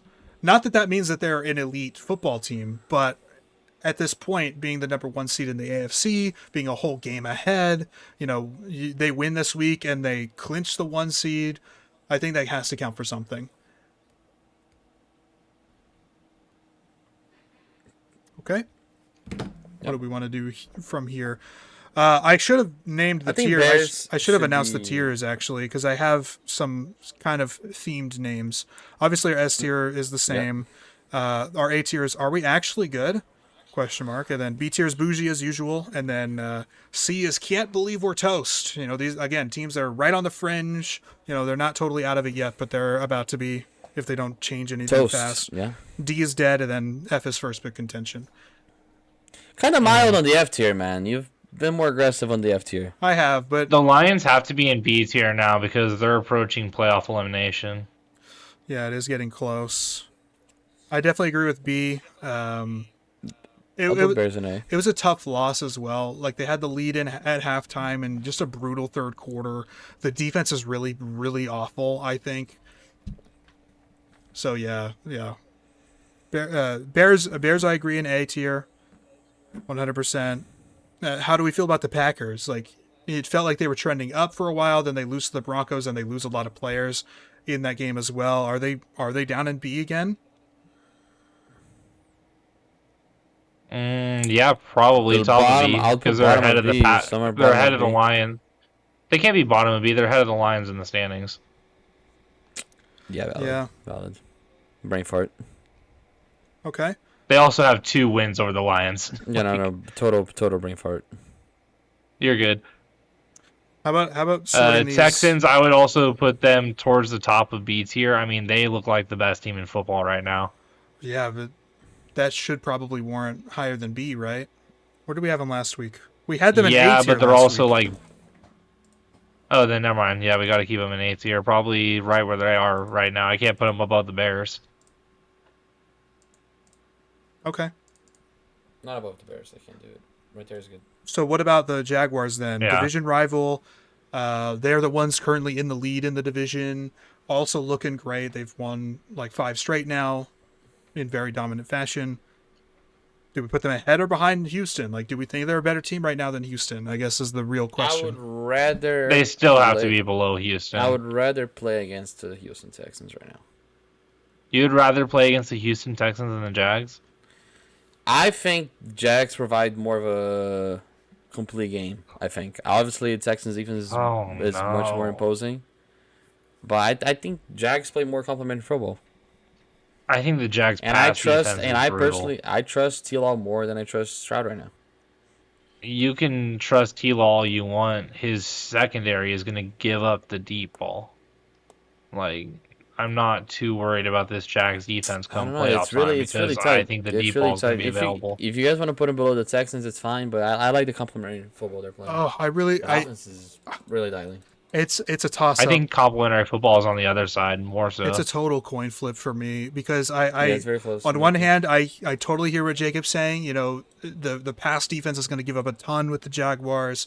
I'm not convinced by that aspect of their defense. But on the other hand, I do trust Trevor Lawrence more right now than CJ Stroud. Even though Stroud has been playing a lot better, Trevor Lawrence has played pretty damn good for a lot of this season. It's not, there was a hiccup in the middle there where he was playing really, I think, really poor. But, outside of that, it's been great. And but it's Houston's defense, and this defense is very scary, and it's been, it's made some of the better quarterbacks in this league this season look silly. The Exhibit A, Josh Allen and the Bills, where they won that game, and that was huge, of course, for what they're looking like right now as far as the seeding and their record. I think I'm going to just barely give the edge to Houston at the moment. But it's I also super will close. say I think Houston's football is more complementary to the postseason. I think heavy defense is more consistent than relying on elite quarterback play from a guy who, and let's be honest, Trevor Lawrence has made mistakes in the past. He's not the least volatile quarterback by any means. Right. And if we're talking about would we rather have Stroud or Trevor Lawrence, I would say that Stroud is probably less volatile than Trevor Lawrence. So I would say that I would take Stroud right now, honestly. Okay. I think that's fair. Okey-doke. Fun discussion between the two because it's very tight. Mm-hmm. How about the Chargers? Very close. Both are very good teams. Yeah. Chargers also in that B tier. They're a team that's probably in the playoffs, but we don't think they're that good. They just have a lot of wins on their schedule right now. And so they're a team that's accrued the resume, but not necessarily the eye test. They're kind of the inverse Lions for me right now, where the Lions have a putrid defense, but they still have like Aiden Hutchinson, right? Who's makes the defense look a little bit better or makes them sound on paper better than they actually are, where the Chargers are a similar thing, but they play excellent defense right now. They're shutting down Tony opposing Jefferson offenses. is falling out. He got fucked over. Yeah. But while they're playing great offense, they're playing playing great defense rather. They're playing putrid offense despite having a Justin Herbert, headlining the team essentially. And they feel like the inverse Lions in a lot of ways for me. And because the defense is better and defense feels more important this year, I would say I'd give the edge to the Chargers in that matchup. I think that's fair. Jahmyr Gibbs, right? Tough one. Jahmyr Gibbs? Patriots, definitely A tier still, but where to put them?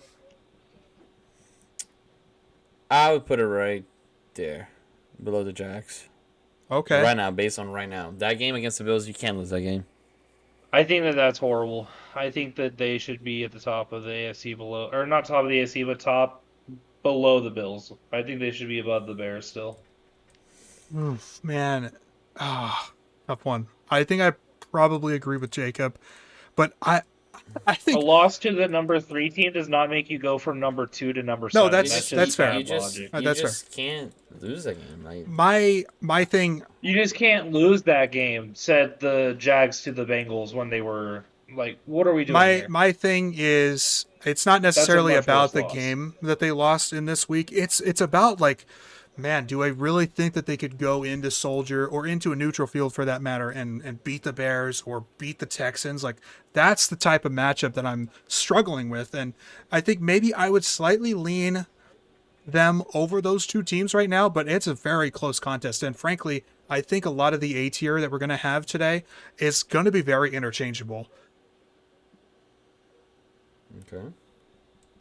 I think that's fair. How about let's get these two remaining B tier teams out of the way. I think we can all agree that the Eagles and Steelers, both of the Pennsylvania teams, should belong in this tier. It's just about They're both where. in B. But I think They're they both in might be good bookends, if you guys agree. Yeah, I think so. I would put the Packers above the Eagles personally, but I don't hate that. Okay. So we'll keep it there then, since Vitor is good with it. Yeah, I'll go with it. Now it's just about the placement of the Seahawks and the Niners in this A tier. Where do we want them? We had the Seahawks number 5 and the Niners number 6 last week. Yeah, I would put the Niners above the Jags and the Seahawks above the Texans personally.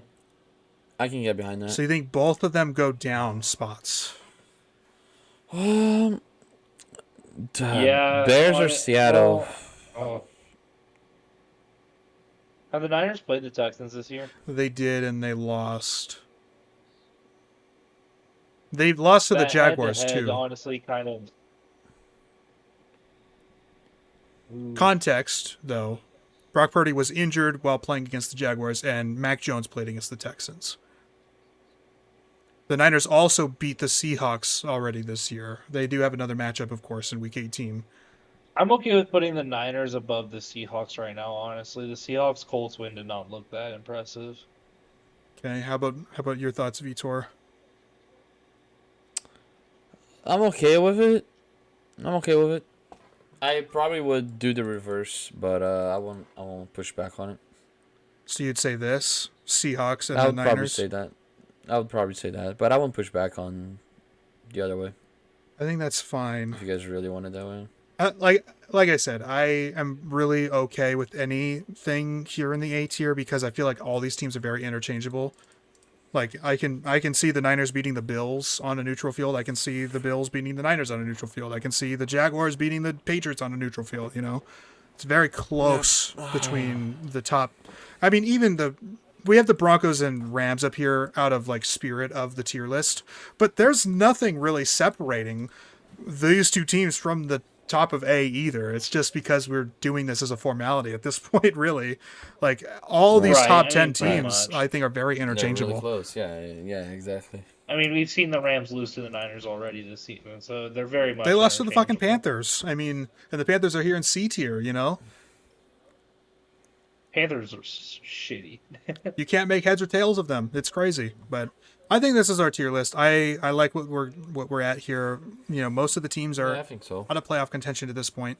So I'll just reread them for listeners, and I guess I won't have it visually up anyway. So in our S tier, we've got the Broncos and the Rams, and then in our A tier, are we actually good? We've got the Bills, the Patriots, the Bears, the Seahawks, the 49ers, the Texans, and the Jaguars. And then in our bougie tier, we've got the Eagles, the Packers, the Chargers, the Lions, and the Steelers. And then in Can't Believe We're Toast, we've got the Ravens, the Buccaneers, the Panthers, the Colts, and the Cowboys. And then in our dead tier for D, we've got the Vikings, the Dolphins, the Chiefs, the Saints, the Falcons, the Bengals. Then in F tier first pick contention, we've got the Cardinals, the Commanders, the Titans, the Browns, the Giants, the Jets, and the Raiders. And frankly, it really doesn't matter what order we give those teams at the bottom, but those are clearly the basement dwellers of the season. Oh yeah, big time. Okay, let's do some rapid Yeah. fire picks for week 16. We talked a lot about these teams already, and some of them we've already talked about the matchups for this week, so we don't have to dwell on them for too long, but we will go game by game here. Thursday Night Football, we've got the LA Rams on the road against the Seahawks. Again, a game that could decide the NFC West. It could decide the 1 seed as well. What you guys got? And give me the Seahawks at home, taking care of business. We've seen them falter a lot throughout the recent weeks, but I actually feel like this is a game where they kind of show off a little bit. I think that it's also very possible that with Phillip Rivers starting last week, that they looked ahead a little bit to this Thursday night matchup. Yeah, I'll follow you on that. Give me the Seahawks on this. We are going to have a Seahawks sweep, but I think this is a very tough one. Obviously, the Seahawks, 4 turnovers in the last matchup. Very between the slight two is, favorites. Yeah. But 4 turnovers in Basically a pick'em game. 4 turnovers in the first matchup is like brutal. It's really tough to come back from, but they very nearly did, and the Rams did not look quite as good. But there's a chance that the Rams, despite not having the same turnover luck, that they play more fundamental football in the second half as well, not allowing the Seahawks to claw back in a game like that. So I can really see it either way. I'm leaning the Seahawks because it's better for my Niners. That's basically it. Next up, Saturday. That's totally fair. Saturday early afternoon, another tough divisional matchup that could determine the division. We got the Packers Pick'em game on the per road. fan or DraftKings. Huh? This is a pick'em game per DraftKings. I'm kind of surprised that the Bears aren't even more than a point favorite, but Interesting. I mean, Yeah. I guess it's because the Packers beat them just a couple weeks ago, and the Bears, they're still a newcomer, so to speak, to the playoff picture. So I think there's a lot, but I just thought that the Micah Parsons injury would change that a little bit. Plus the home field advantage, but fair enough, I guess. That's probably a trap game. This is probably honestly that makes me think the Packers probably win this game. I'm picking the Packers here. okay. I leaned the Bears the first time around. It did not work out, but going I with think the Bears. I think they take care of business this time. I think the losses on Green Bay's side are very important, especially with the recipe in which they won the first matchup around. I think that the Bears will be ready for it this time around. One more Saturday game. That's fair.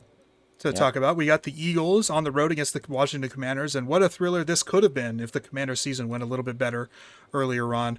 Look, the Eagles are going to take care of business here. They're going to clinch the NFC East here. They're going to eliminate the Dallas Cowboys with a win this week, and if they don't do it this week, then they're going to do it Week 18 against the Commanders once again. But yeah, this one shouldn't be close given the way that the two teams have been playing recently, at least last week or the week before. Yeah, this should be a pretty obvious Eagles victory. The Commanders are fucking horrible. Eagles, It's they're horrible. embarrassing. Okay. We're just going to keep going in the NFC slate here. No point in checking all the times. The Minnesota Vikings on the road against the New York Giants. I picked the Giants last week, and they really stunk it up, and I'm not making that same mistake. The Vikings feel like a lot better right now. They're trending in the right direction, although it is, basically too late here. But the Giants have a bad defense. The Vikings have a very good defense, and that's the big difference here. Give me 9 to win by 9. I got the Vikings winning 30-21. Yeah, I want to pick the Giants, but feels like asinine, to be honest. I got 9. Fantastic. Next up, the Tampa Bay Buccaneers on the road against the Carolina Panthers, a game that could very well determine the division, the NFC South. Man, you can't make heads or tails of the Panthers. I've said that a few times on the show today. They win Yeah, but the Bucks also just lost to the Falcons too. Yeah, and ownage is ownage, and the Falcons have beat the Bucks, had the Bucks number over the last couple years, and I don't know if that's the similar thing is true actually with the Saints. Think about the Saints last season beating the Panthers 48-6 beating or the whatever, Falcons too. So maybe that's the case, and maybe the Panthers can get right here. I am hoping that happens because I do want my Panthers, making the playoffs prediction to be correct here, and so I'll be rooting for the Panthers in this one. Yeah, I'm following you on this. Yeah, I gotta said ride that with on the the show. Bucks here. Okay. Mayfield is washed. Coming from the Tua fan. Hey. No longer. His quarterback does not invalidate his opinion. No, but look, And my quarterback is Quinn Ewers. if the Bucks win this game, they're probably most likely winning the division. I'm sure the playoff odds for the Panthers go from like 45% to 3, something like that. So Oh yeah. if the Bucks win, that's great for them. I think they're getting healthy at the correct time too, at least offensively. So that'll help for sure. Next up, the Atlanta Falcons on the road against the Arizona Cardinals. Can the Cardinals beat a bad team, or will they continue to slide? Let's hear it. Bijan Robinson gets 200 all-purpose yards and probably fucks me over in some fantasy matchup because he just continues to be my opponent for some reason, and even with the fumbles, continues to put up insane amounts of points. So I'm going to ride with the Falcons here. I just think they take care of business against a really middling Cardinals team. Jonathan Gannon has to get fired. There's no way he keeps his job after this year. This is the who the fuck cares game of the week. Are you sure it's not this a game is coming up? I will not be. I don't even know if I will check the score of this game. But I am. Although, let me look at what the betting odds for this game just to see what they are. Oh, also some fun facts. The Bucks are 3-point favorites at Carolina, which means that they would be 9-point favorites at home. Interesting. Interesting. The Vikings are 3-point favorites on the road against the Giants. Feel like they should be a little bit bigger favorites. And then for this game, the Falcons are 3-point favorites against the Cardinals. Okay.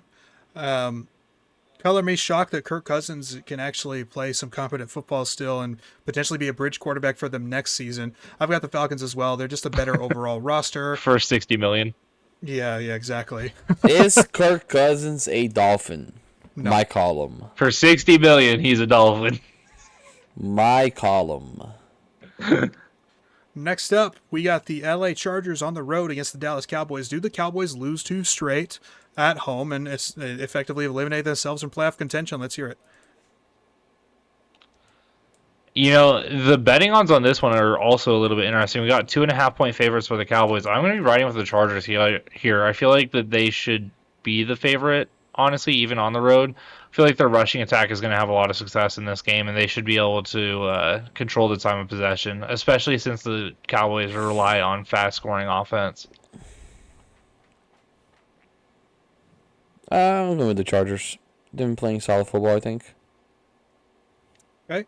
I'm taking the Chargers as well. I think this is a good opportunity for them to figure things out on offense going against a really bad defense, and you know that their defense will be able to keep them in the game consistently. So it's just about consistency on offense and figuring something out for that playoff push.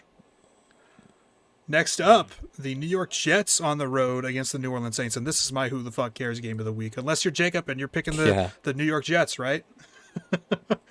I'm picking the Saints, unfortunately.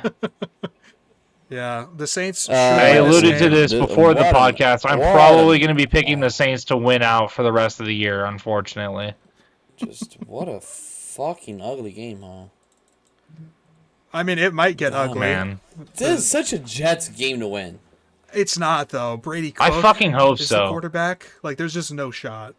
There's no shot. Dude, it's such a Jets win. It's such a Jets game to win. You know, it wouldn't be the first time Brady Cooks beat my team, so I Thank goodness. Yeah, fair enough. Yeah. Okay.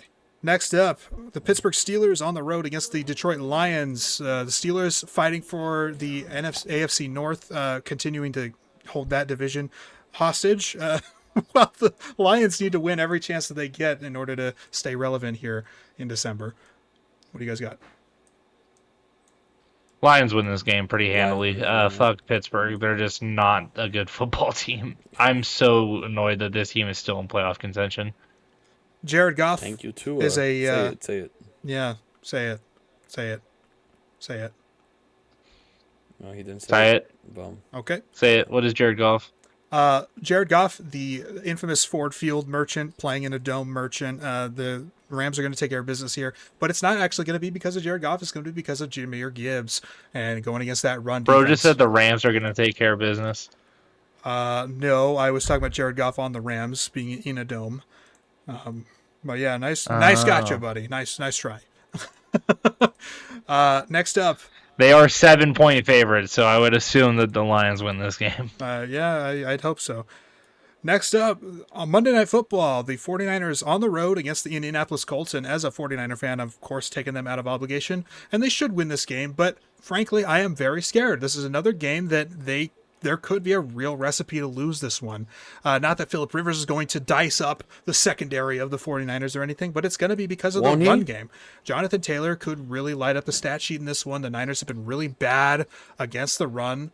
Especially in recent weeks. Look at what the Honestly, just really bad at anything. They have the worst pass rush in the NFL too, which is not what you want to hear when you're going up against a quarterback who has zero mobility. well, and maybe that could be a turning point for them. Maybe they could get something going, cook something up, but and help the secondary out a little bit. But we'll see. I still think that obviously the Niners are the better team as well. I think they can outscore the Colts offense in this one, and that'll be the big difference. Yeah, the Niners should take care of business here. I got them winning by 13 at least. And funny enough, we talk about playoff scenarios. The Niners win and they're in this game. But if the Colts lose, then the Bills are in if they win. The Jaguars are in if they win. The Texans, no, not the Texans. Well, who else? The Patriots are in if they win, and the Chargers, I think, are in if they win. So a lot of teams riding on the Colts losing this week. Speaking of the Texans, biggest favorite of the week at 14.5-point favorites, and I feel like even that is not that much. I feel like it should be probably in the 20s. Yeah, maybe so. And let's talk about it. The Raiders on the road against the Houston Texans. Yeah, you're right. Should not be close. The Raiders are all-time bad, even worse than the Titans or the Browns this season. It's really embarrassing. And the Texans are rolling. Perfect game for them to have late in the season.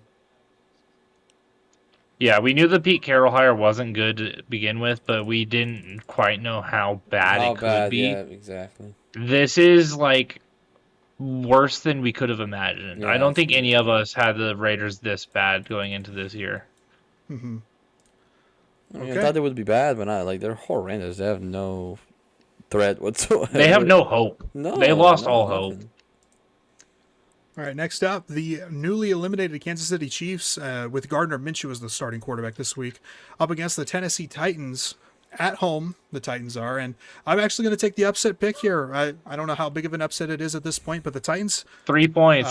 the Cam Ward's actually been playing pretty decent over the last couple weeks. He obviously got a huge win against the Browns, and he made a number of really, really solid plays against the 49ers last week as well. And I think this is a perfect recipe for a win for them, and maybe they don't end up winning because it hurts their draft stock or whatever, but this would have been a really good spoiler game if the Chiefs were still in contention, but alas. This feels like a game the Chiefs should just like take care of business, but it feels fun to pick the Titans, so I'm gonna pick the Titans. Valid. Nothing makes me want to pick Kansas City. Yeah. I don't think it's that out of the question, honestly. The Chiefs don't have an established run game. The Titans do It's only a 3-point spread. if there's so. anything that the Titans do well, it's to stop the run. Yeah, but it's the Chiefs. I mean, Vegas loves the Chiefs, right? Yeah, no, but that's what I'm saying. Is like the game being close. Like even with Vegas loving the Chiefs, they're only a 3-point favorite. So I think that it being a close game is pretty likely. Yeah, totally with you.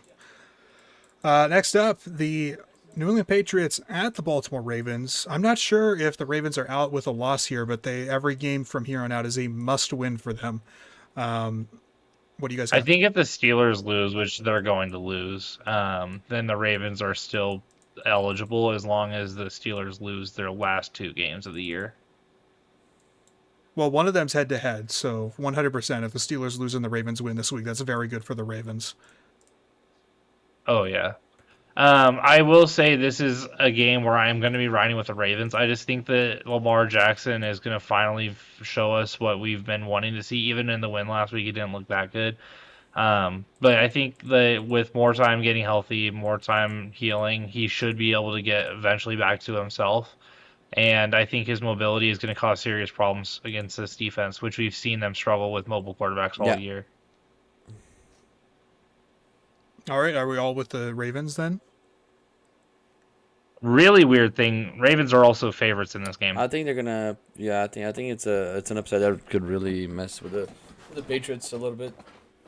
Yeah, and not necessarily so, that the Patriots are going to like go on a huge skid here to enter the postseason, but I think that, like Jacob said, it's going to be a tough matchup. I think it'll be a very close one here, but maybe the Ravens just make an extra play on offense that the Patriots defense can't really stop. Because I mean, the defense is very good. Don't get me wrong, but they're very top heavy, I think, and if you can exploit some of their weaknesses like a scrambling quarterback, then yeah, it could be rough. Again, though, Ravens defense is pretty bad, so that's why I say it could be very close, or it will be very close. Right.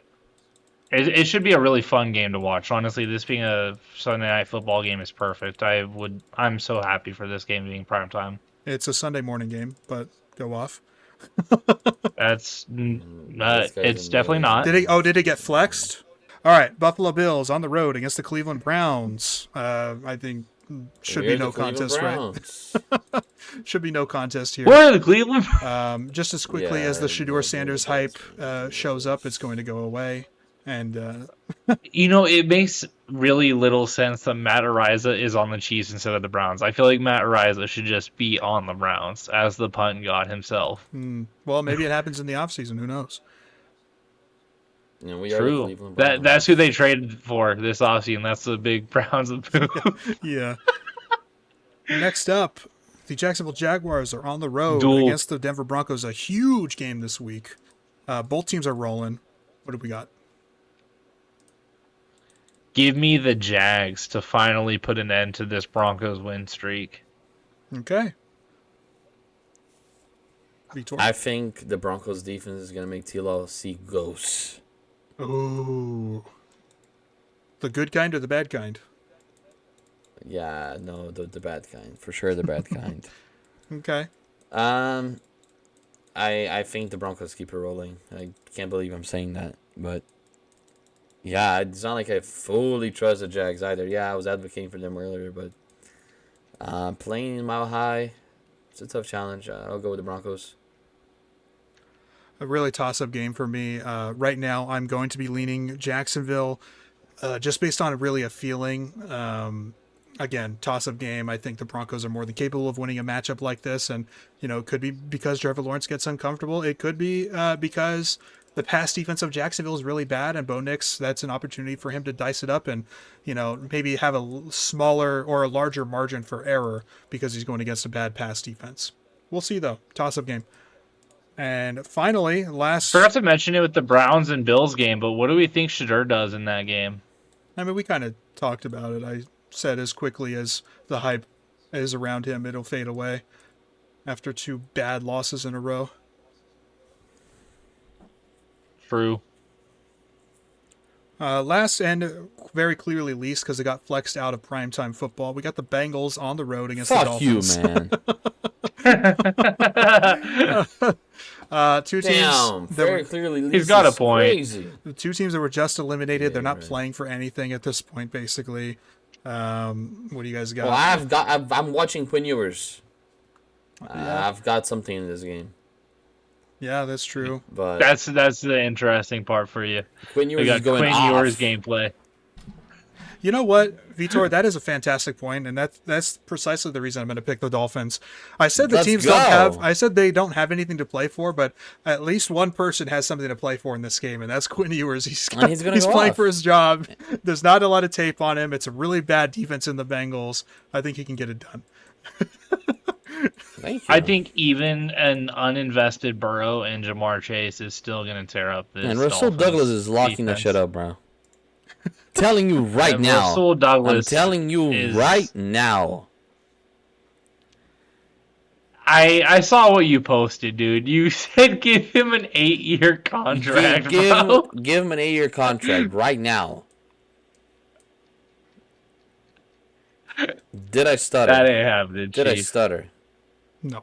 You did not stutter, indeed. All There we right. go, then. Jacob, how about you give us our coastal call for the week?